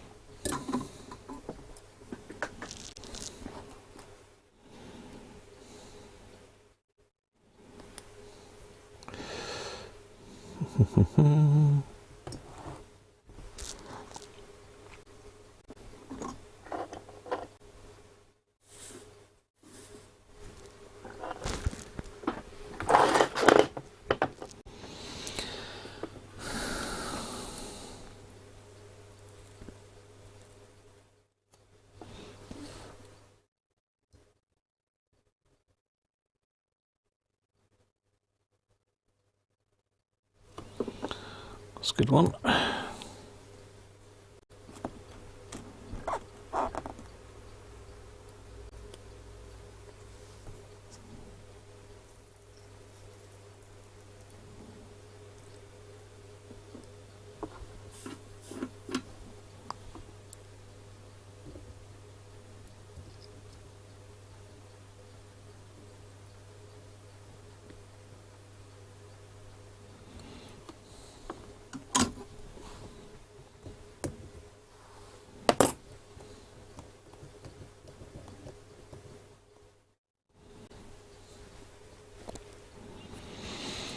Yeah, I'm going to have to put a bit more solder on a couple of those, I think. That one's got plenty of solder on it. Hey, we haven't frozen again. Everybody's just being quiet, are they? Are you all being quiet? I'm watching you.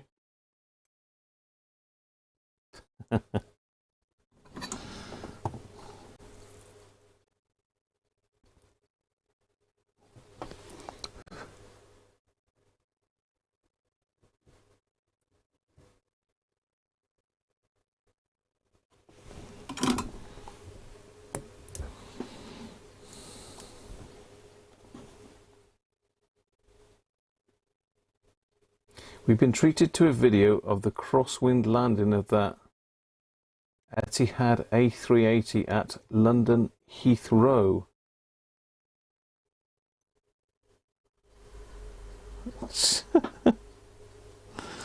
What are you watching, AM station engineer? You watching the news, are you?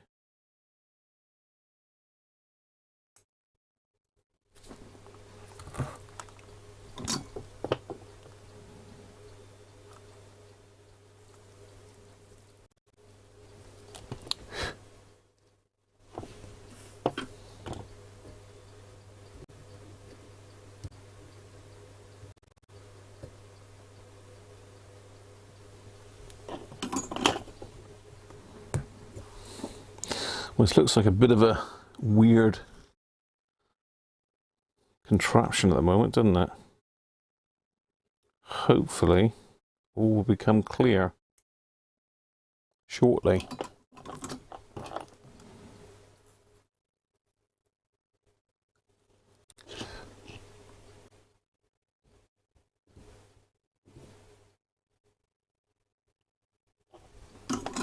Okay.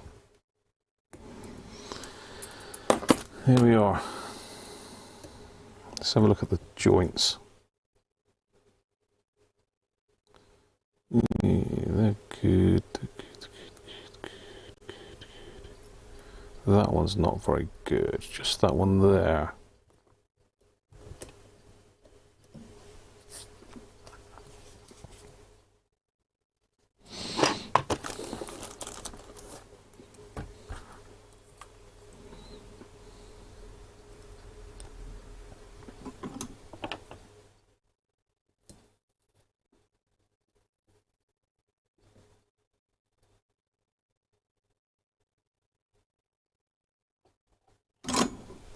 It's better. Okay.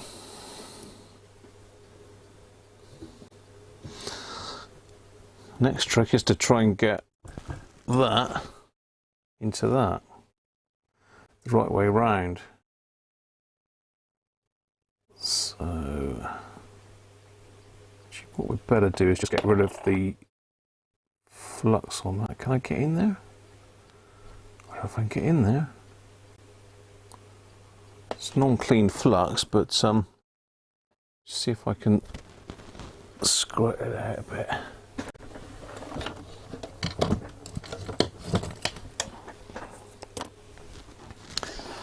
Squirt a bit of IPA on it.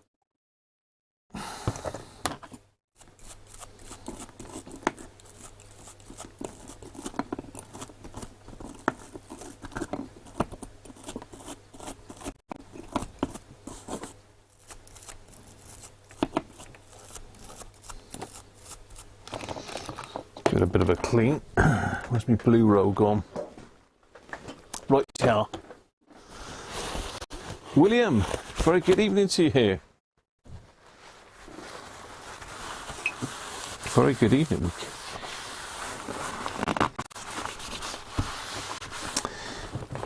William has sent in a rather nice radio for repair. It's going to be a pretty scary repair, but could be very interesting. It's going to be really interesting to fire it up and listen to it, to be honest.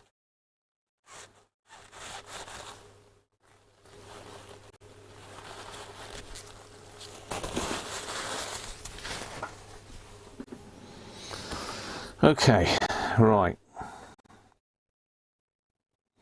How is this going to work then, Graham? Come on, sort yourself out. It's a bit like a upturned porcupine at the moment, isn't it? Straighten them up a bit.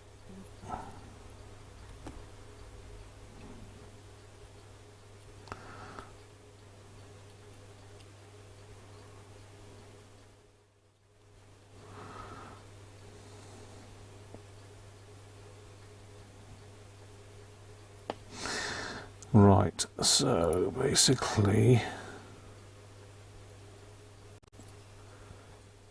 that is number one.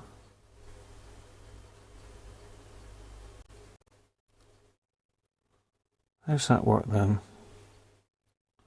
Oh yeah, 1, 2, yeah, so it goes anti-clockwise. It's going to be a nightmare to try and get all these in all at the same time.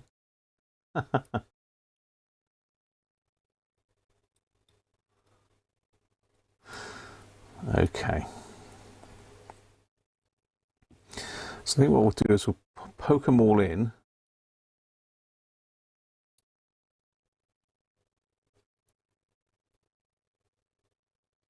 If I can get it in. Yay! Let's make sure, 100% sure they're all in the right position.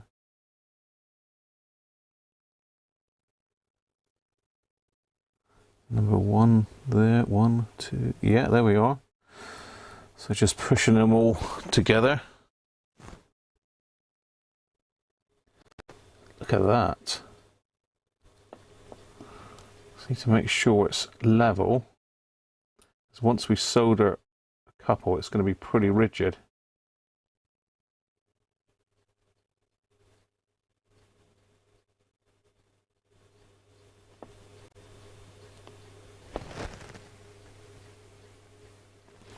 You still with me, Theo? Yeah, so at the moment, Theo, I'm making an adapter for our rim lock valves. So yeah, I think that looks quite smart. If I...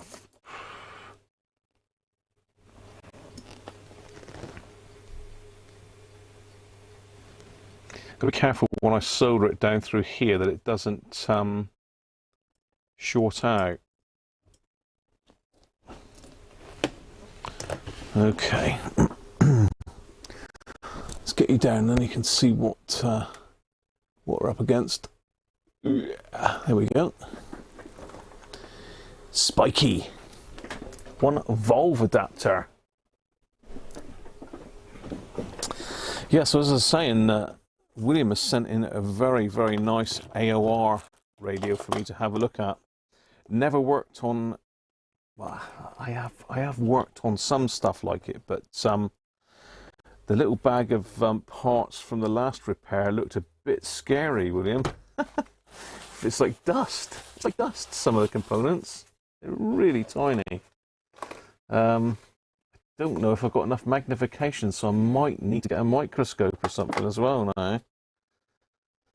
Might need to get a microscope, people. So if anyone's got any recommendations for microscopes that are reasonable, very reasonable, then let me know. Because I think I'm going to need it. Because some of it's as small as some of the components in the mobile phones. Right, let's try one of these then. So I'm going to put a little bit of flux down the hole. Because these are new old stock sockets. I don't know whether to heat. I think I'm going to have to heat the actual, because if I heat the wire, it's going to just drop out in that.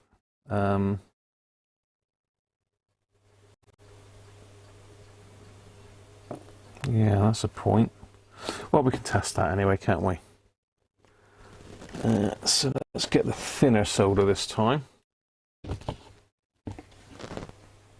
I forgot which one I put the flux in. I think it's that one, wasn't it?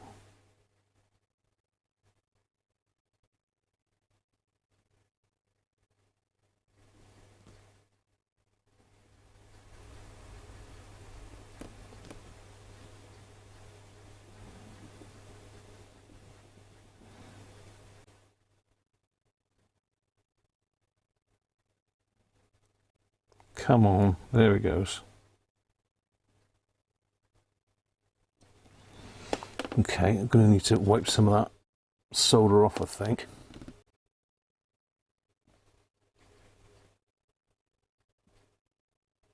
Okay, yeah, that's taken.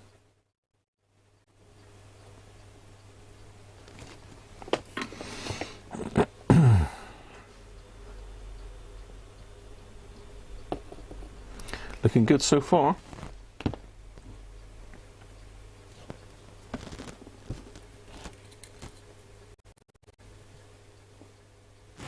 Put allocator clip on the bottom of the pin to take heat away from the base.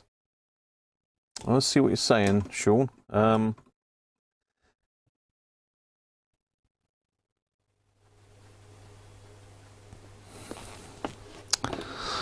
There's somewhere I did have a very nice little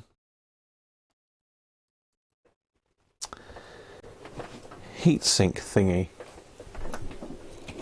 Heatsink thingy, that's a technical term, isn't it? Got a couple nice heat sinks, but yeah, don't know where they've gone. To land far, far away. My camera's just fallen over as well, just as well. I wasn't actually on it still.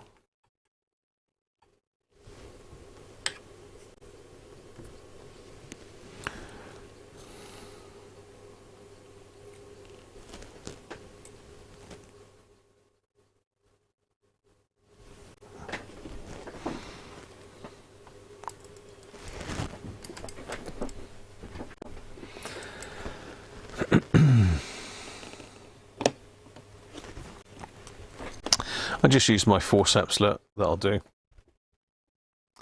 I have got like a proper heatsink somewhere.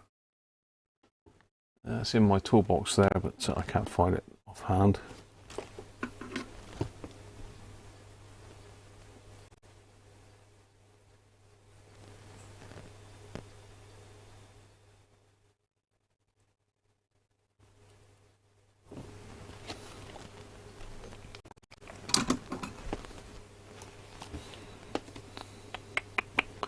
Two.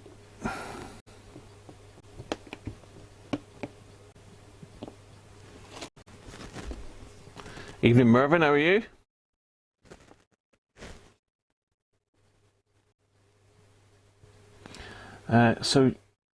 Zone 1242 just acquired a nice, reasonable microscope. It's well researched and a fine purchase. What are we calling reasonable, though?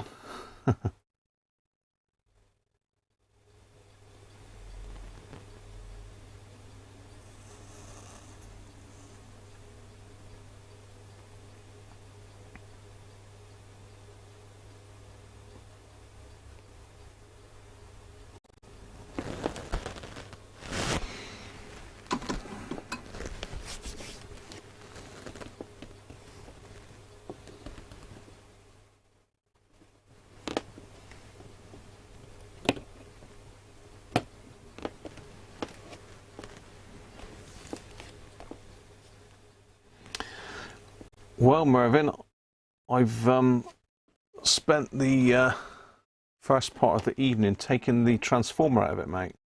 So I've got something that's very kindly it's going to rewind the transformer for me. Sadly, it's going to cost an arm and a leg, but it is worth it. I'm just going to have to get a lot more valve radio work done, aren't I, to warrant the cost.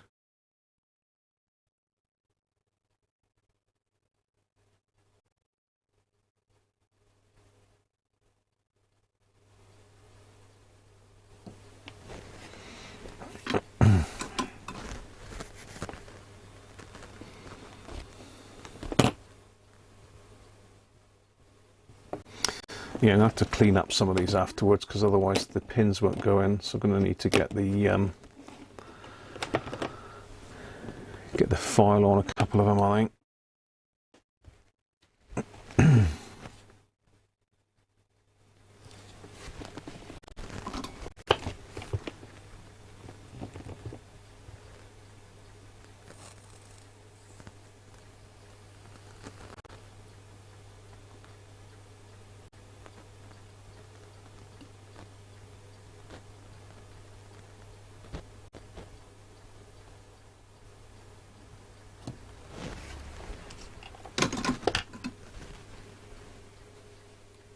You've been stripping down an old dot matrix printer ready for disposal. Yeah. Well, I've got some old satellite receivers and DVD players and that I'm hoping I've got a surface mounting that I can have a bit of a practice on before we start playing with William's amazing AOR.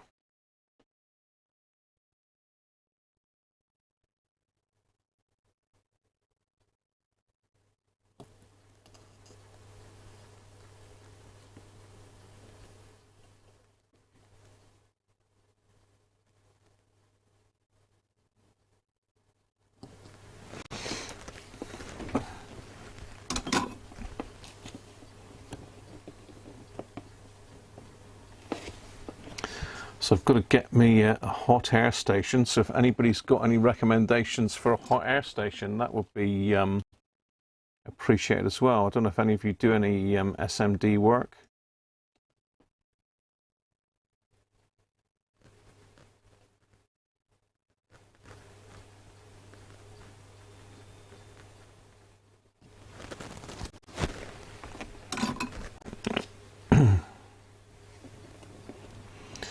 And the last one.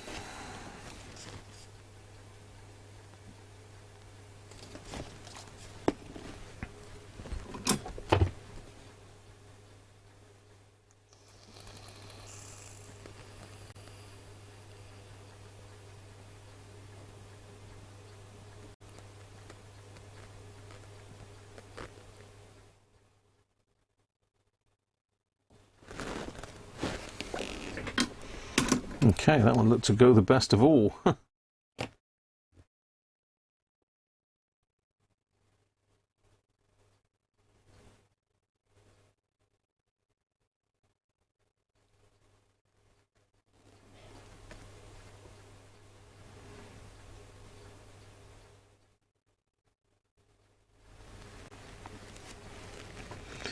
Right, let's have a look, see which ones need just a bit of cleaning up. Let's clean my soldering iron off.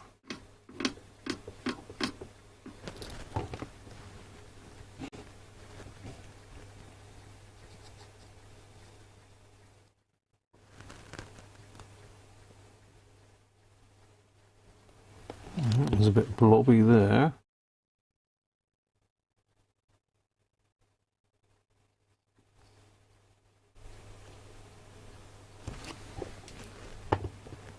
That one.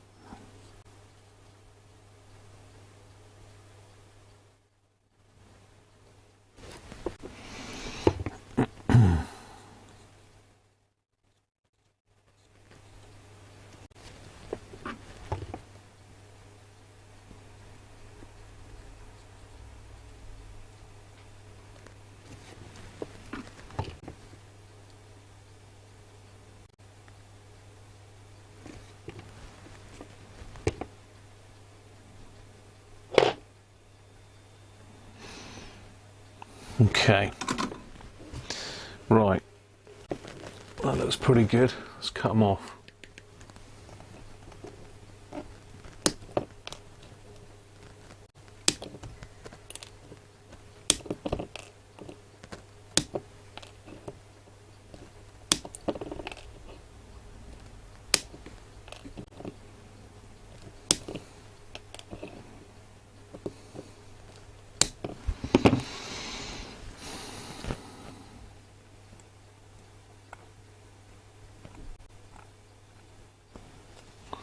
So I'm just going to touch them all up with the soldering iron on the ends.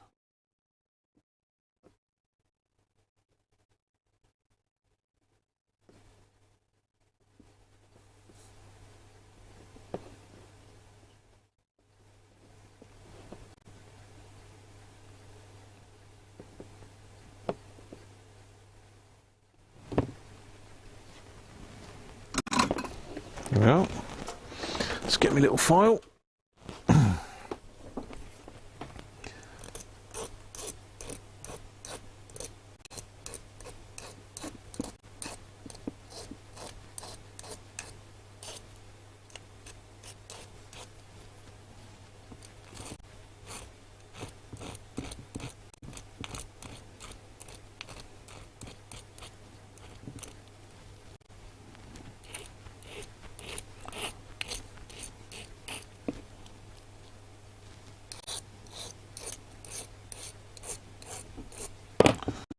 Couple of loose ends, let's cut them off.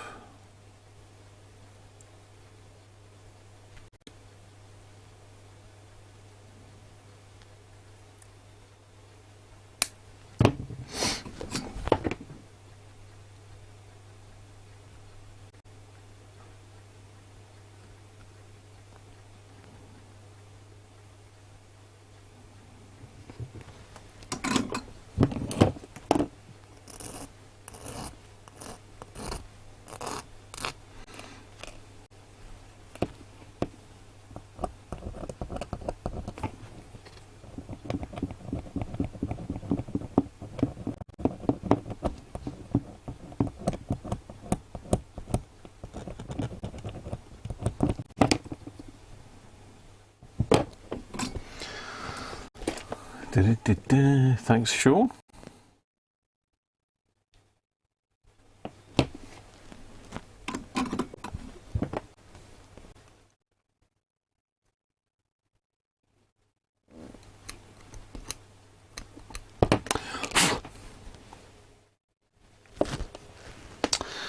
There we are. Right, let's give it a little bit of isopropyl down through the pins here. Let's get rid of any residue in there, any flux. Using one of these interdental cleaners.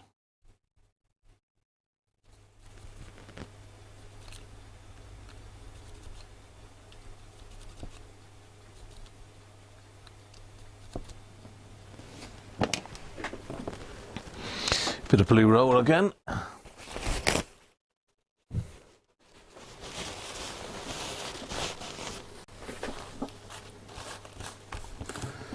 Gadget 164.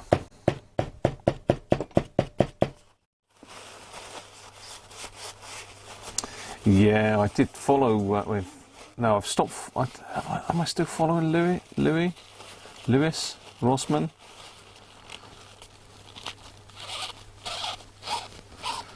It used to intrigue me watching him working on those little tiny phones.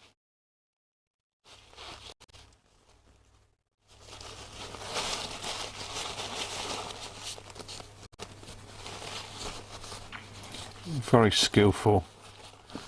It does come with practice, doesn't it? So I've got to do a lot of practicing before we start tackling Williams' radio. What's it now? 7 o'clock.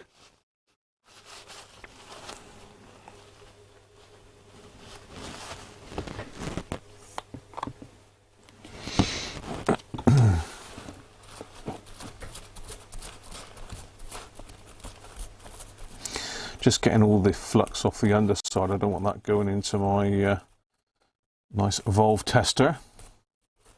So just using IPA, isopropyl alcohol, to get rid of the flux.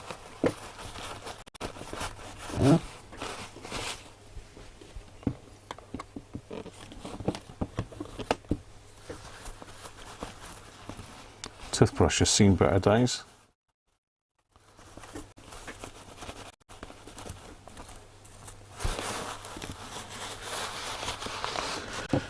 Right, let's get a bit of air.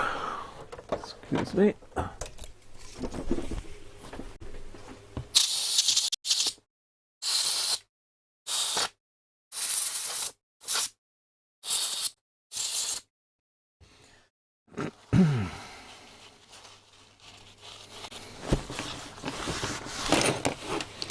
There we have it.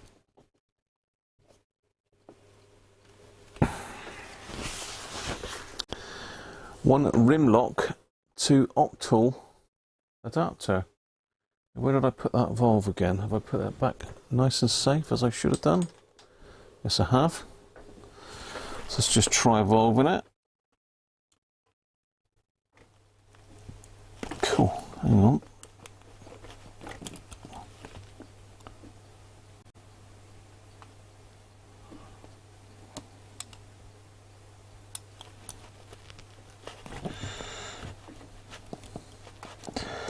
Okay, that's not going in. I don't know why, because I've just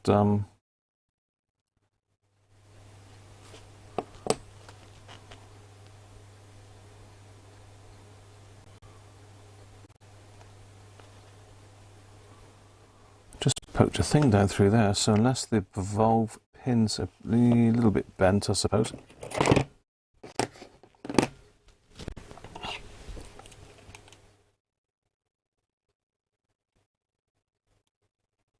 It went in just now.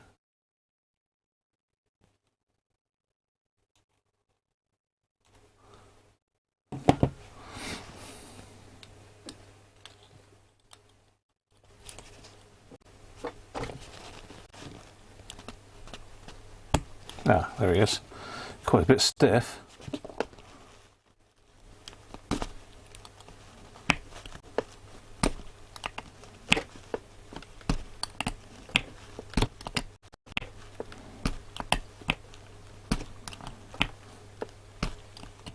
It's better. So yeah, there we are. Sorted.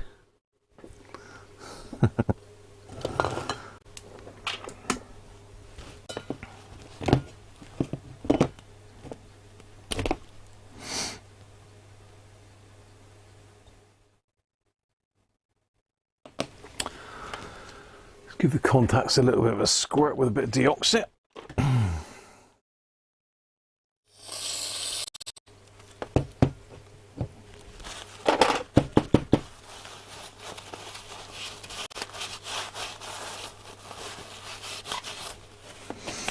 Pins are pretty dirty on this one as well, so that's better. Yeah, just the job.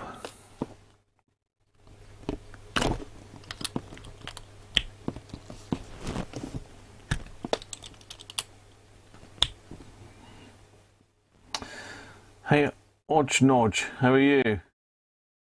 I bend back the lugs for the pip. So easy to break them.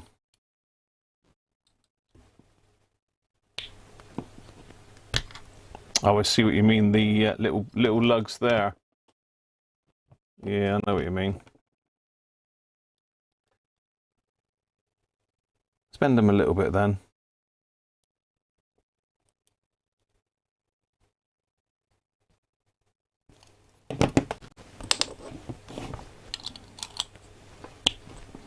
Yeah, it does go in and out a lot easier now.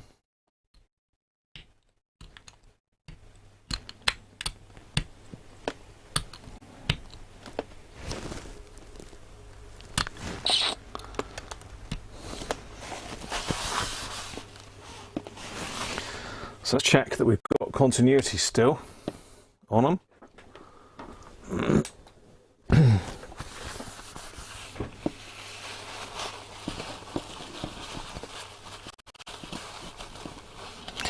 Let's get rid of the excess deoxit.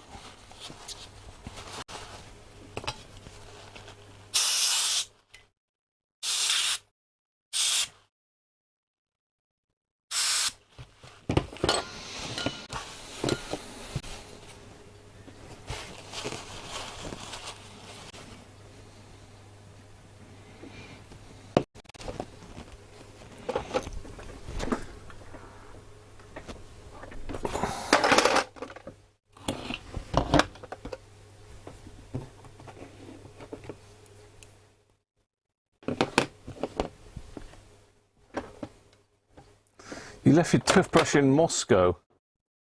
What are you doing in Moscow, Benji?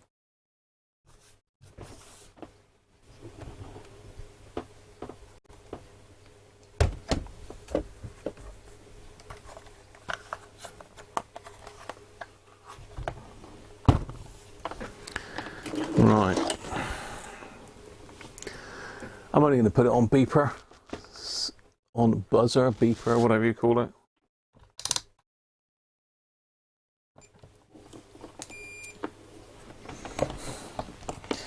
Just make sure pin 1 coincides with pin 1, all that sort of thing.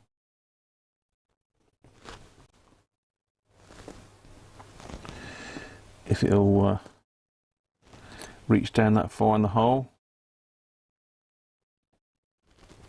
which it won't. Let's get a clip.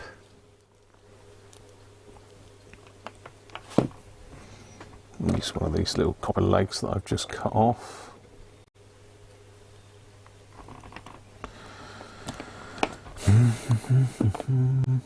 So pin number 1 is that one.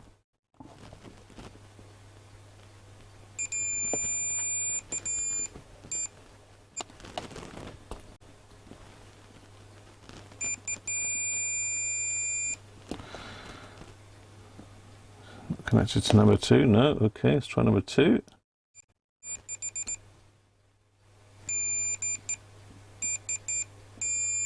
Yeah. 3.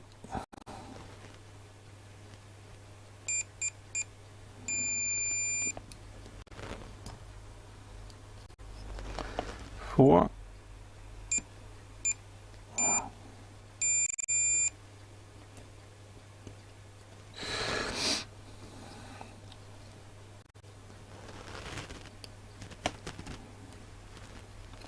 5.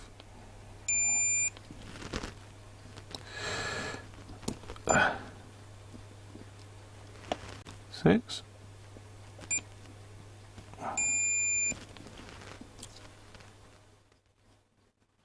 7.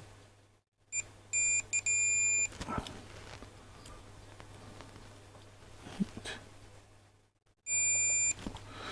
And back to number 1. There we are. Continuity.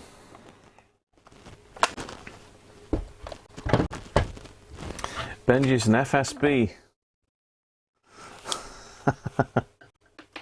Is that the Federal Scottish Bank?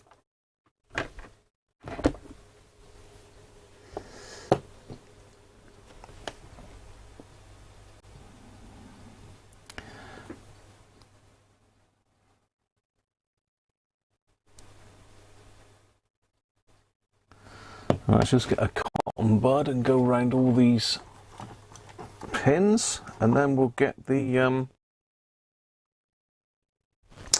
yeah, I've just made this rim lock adapter, Paul. Got an octal base and a rim lock top. So I'm just going to get rid of the flux on the inside of these.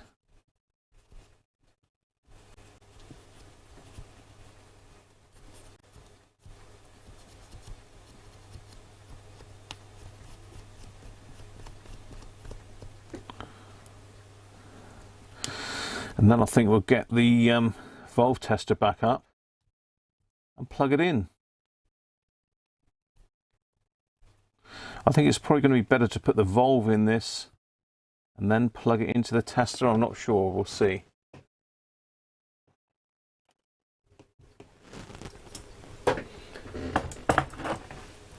That's turned out rather nice actually, I'm quite pleased with that.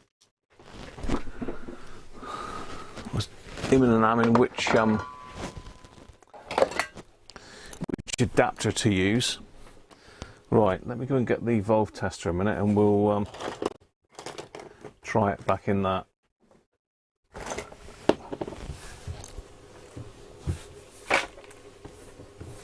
Bear with me.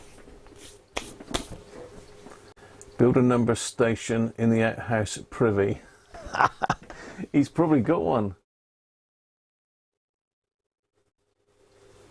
Panasonic have discontinued the FC range. Oh, I did use those, Andrew, actually. One of my, it was those and the Nichicon PWs are my two main caps, really.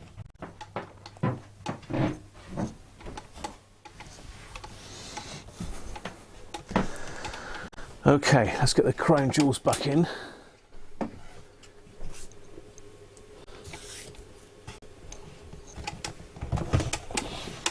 There she blows.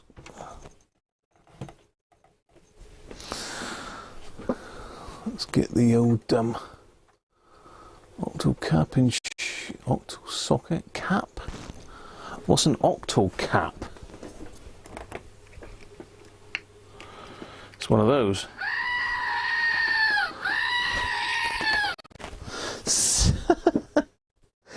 The new goat station. Right, so this one, in theory, should pop in the eye. It's a little bit tight. A little bit tight. So I'm going to have to do a little bit more fettling with the file on a couple of the pins. That one there for sure. Just where I've got a little bit of solder.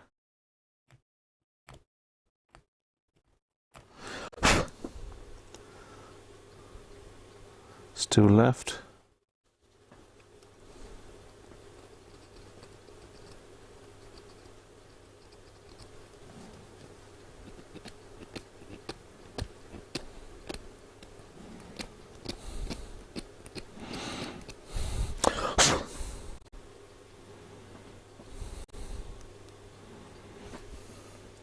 Let's try that again.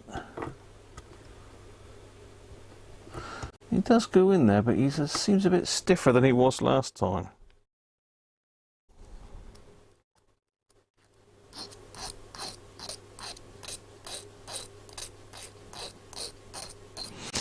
Just going over it with the file.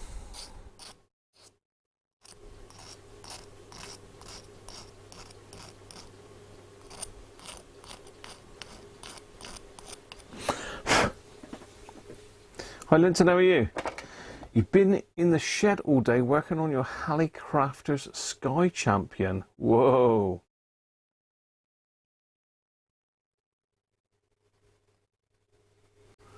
Put a funny in the Facebook group. We'll be amazed at other people's stupidity.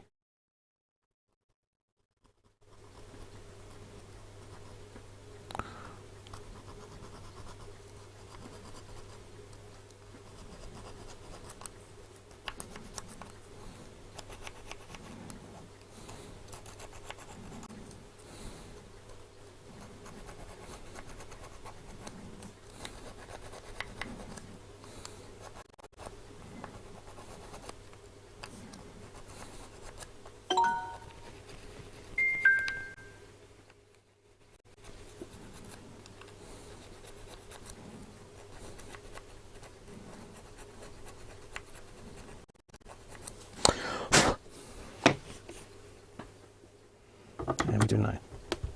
That's better. Still quite tight. Whether that's the newness of the socket or these still need a bit of work.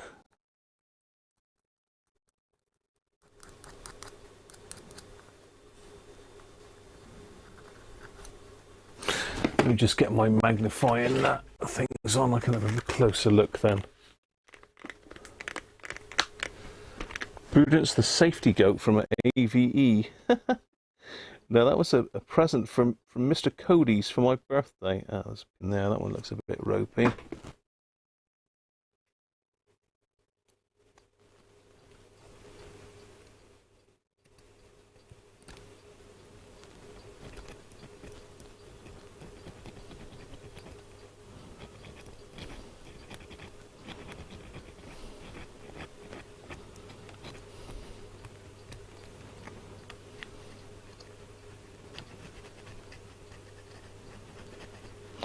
The goat's looking out for me.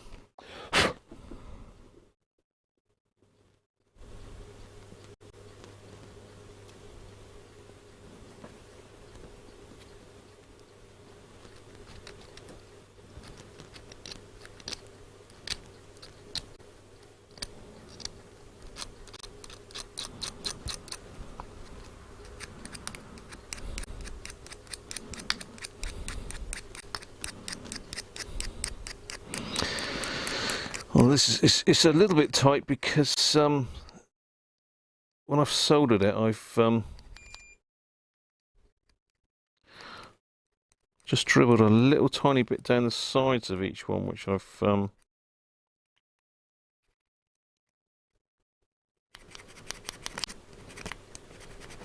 which I thought I'd got off, but not enough to make it a smooth fit in. It's got to be fairly tight in the socket. We don't want it really slack, but let's get a bit more isopropyl and clean it.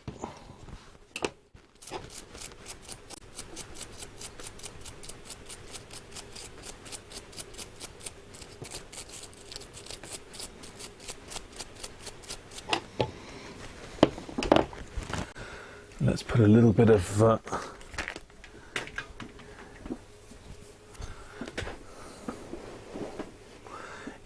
he reports directly to Tavares Putin. It's quick screenshot of the Panasonic FC PDF. Is that saying that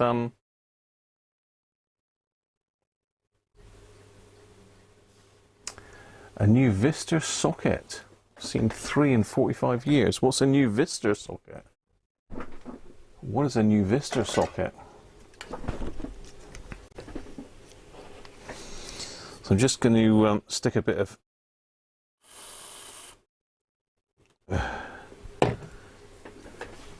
deoxit in these.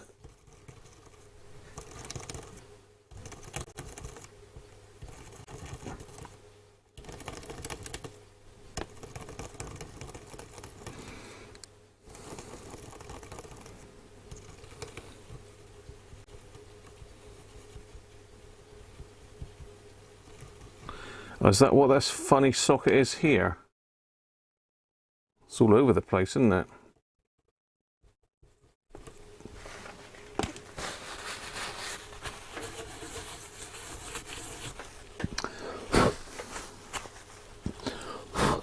Right, Sorted. There we go.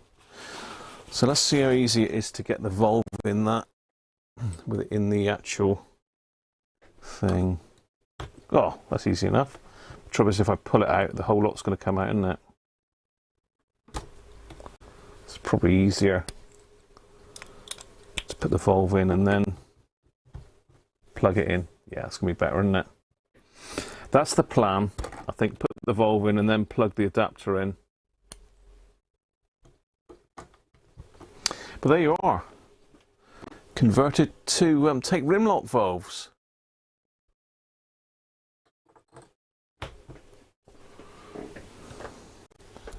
So once we get our transformer done, a bit of test some. The goat's liking that idea. Take it out when it's hot. Yeah, well, I think I've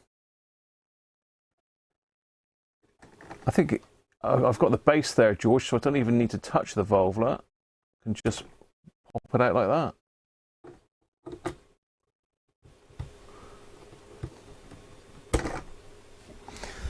And this is just brand new. Once it's been in and out of there a few times, it'll smooth itself over, come out a lot easier. So there we are. That was pretty straightforward. So thanks to Resonator, who's the one that suggested that. So I might make another one. Let's say I've got a spare one of each. I've got another one of those they sent me.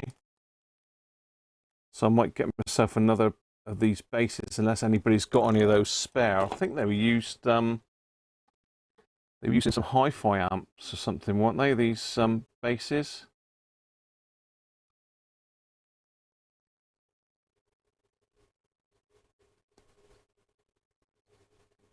Yeah. This one is the new Vista one, is it? Let's zoom you in on that, because it is quite an unusual socket, that. Can you see that?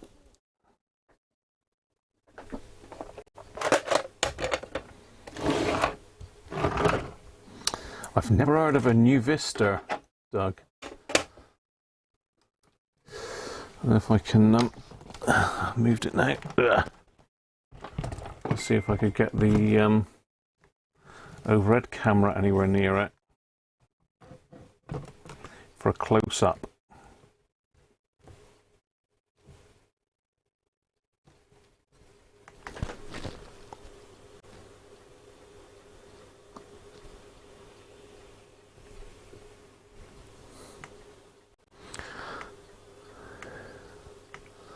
That's better. So that apparently is a new Vista socket. Well, what do you know?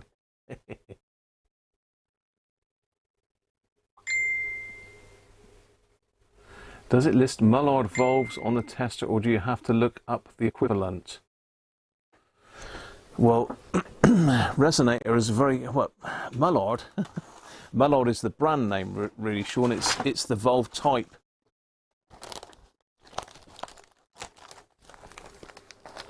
So there you go, close-up of the new Vista.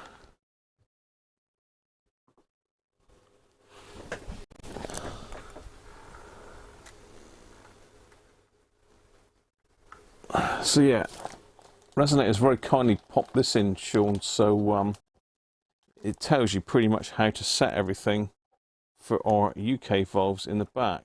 Where are we?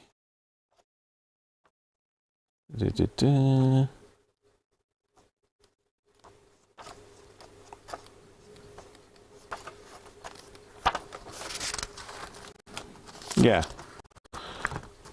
foreign tube types. If you can see that, the light's probably blowing it out. Supplementary test data. So if we look up that valve that we just had there, which is in UL41. So we look up a UL41.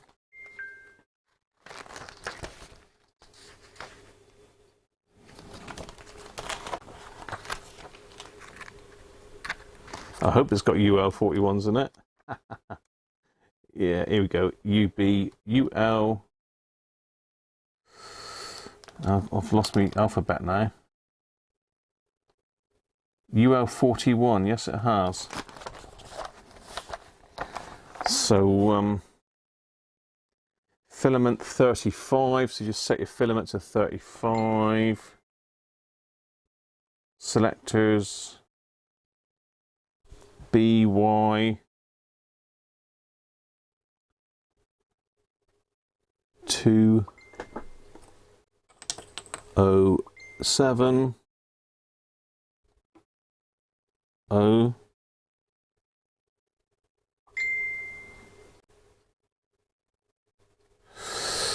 hang on, so B,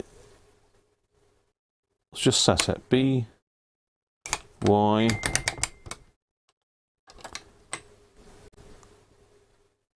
02 07 O, which it's on. So that would be the setup for it. Bias. Zoom you in a little bit. Bias, which is over here, says set that for 10. Shunt over here is 90.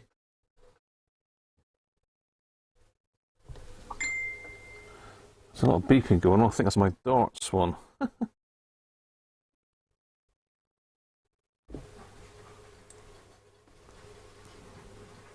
Yeah, darts. Function is A. Function A. That's it. And then it gives a figure for mutual conductance of 6,000, which is right at the end there, right on the max. Or there, I suppose. Depends which scale you're on.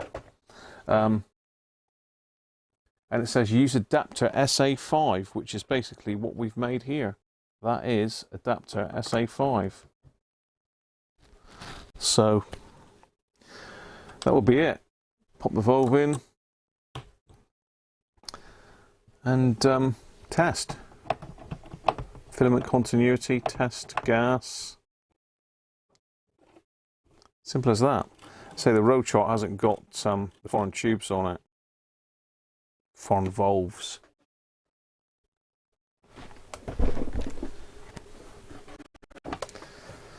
Yeah, so yeah, Resonator very kindly printed that out for me. Well, I think Resonator printed it, or he got it, certainly got it and sent it with it anyway.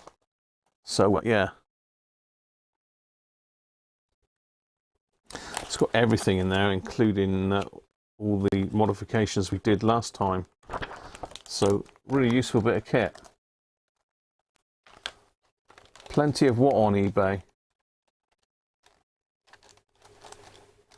I will have to learn that the EL84 is a 6BQ5 and an ECC is a 12AX7. Why would I have to learn that, George?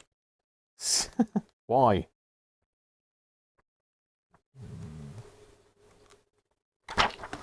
I'll ask people like you that, George. I'll say, George, what's that valve?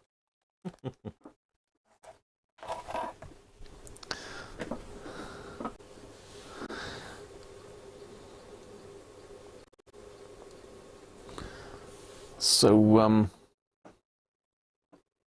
oh, saves having to look in the book. You mean run it on the scroll thing, George, yeah?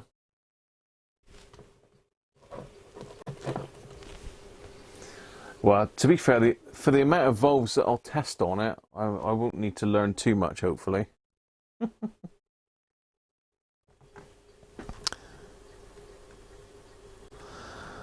So let's have a quick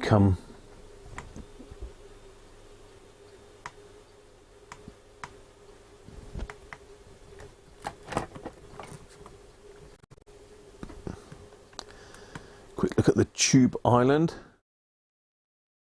that what they call it? So that's all the different sockets on it.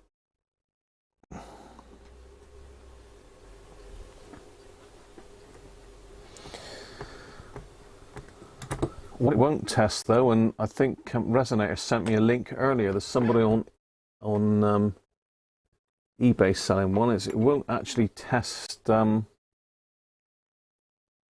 think it'll test that one in that socket there, won't it? Yeah. But the old pin ones like this, it won't test. There's not a socket for it. 4-pin ones. There's no socket for that. Apparently there is one of these islands on eBay at the moment with the 4-pin that takes these older 4-pin valves. So I think it's something like $77 plus about $20 postage. So it's a bit much for me, to be fair, at the moment. So shame, but you just basically would unscrew that one and screw the other one straight in.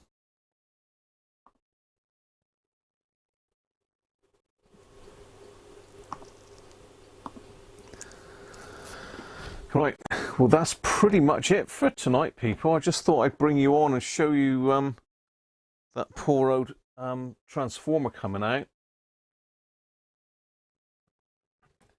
And I have got it out, which I'm quite pleased with. It had to be done. I wasn't looking forward to it, but I thought I'd let you see it with me. That was the plan.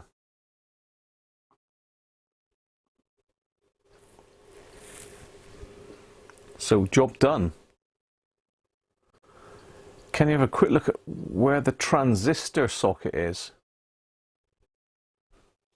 Sean, for you, of course you can. Let's have a look, see if we can get you in on the transistor socket then.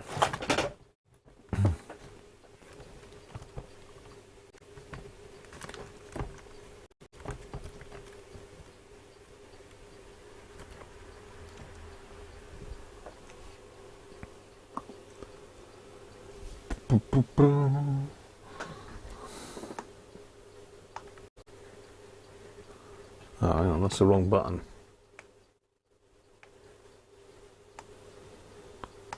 So where's the button I need?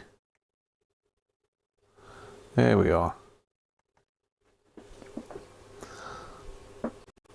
So it's sort of side on, Sean, but you get the gist.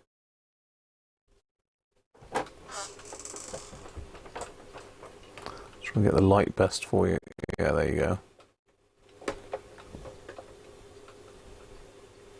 NPN and PNP. It also looks like there's a diode tester on it as well. Look. So you pop a diode across there. And it's got a switch for gain and leakage. Look. So you would read that out on the scale.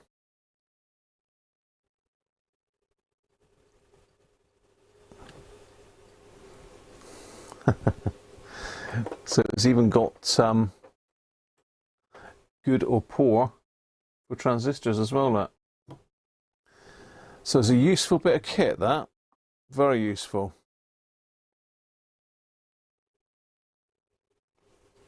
Let's get that up out of the way again because it throws the colour balance out.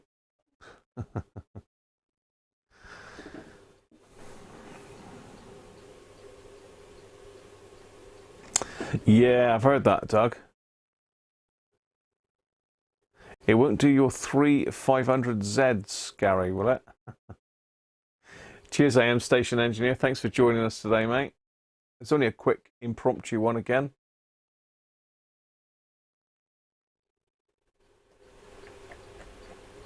You're welcome, Sean. I could always learn the settings off by heart. I don't think so, George. I don't think so. Yeah. I mean, I could probably 3D print those, Doug, if I really set my mind to it and could draw the things.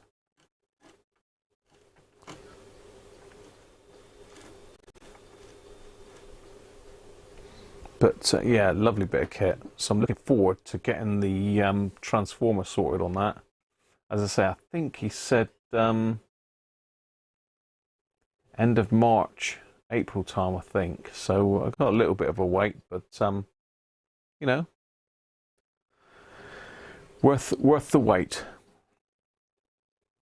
Anyway, people, I'm going to call it a day now because I can hear Mrs. Cruncher downstairs sorting tea out. So as I say, just thought I'd pop on for an hour or so just to say hello and show you what I was up to. Show you how that transformer comes out, which was pretty scary. But anyway, I'll catch you on Sunday, if not before. I don't think I'll come back on again before Sunday, but not sure 100% what's going to happen Sunday yet. It'll depend what comes in and what I've got. I've got a very nice radio that Andy Becker sent me. So we'll definitely be looking at that one on Sunday.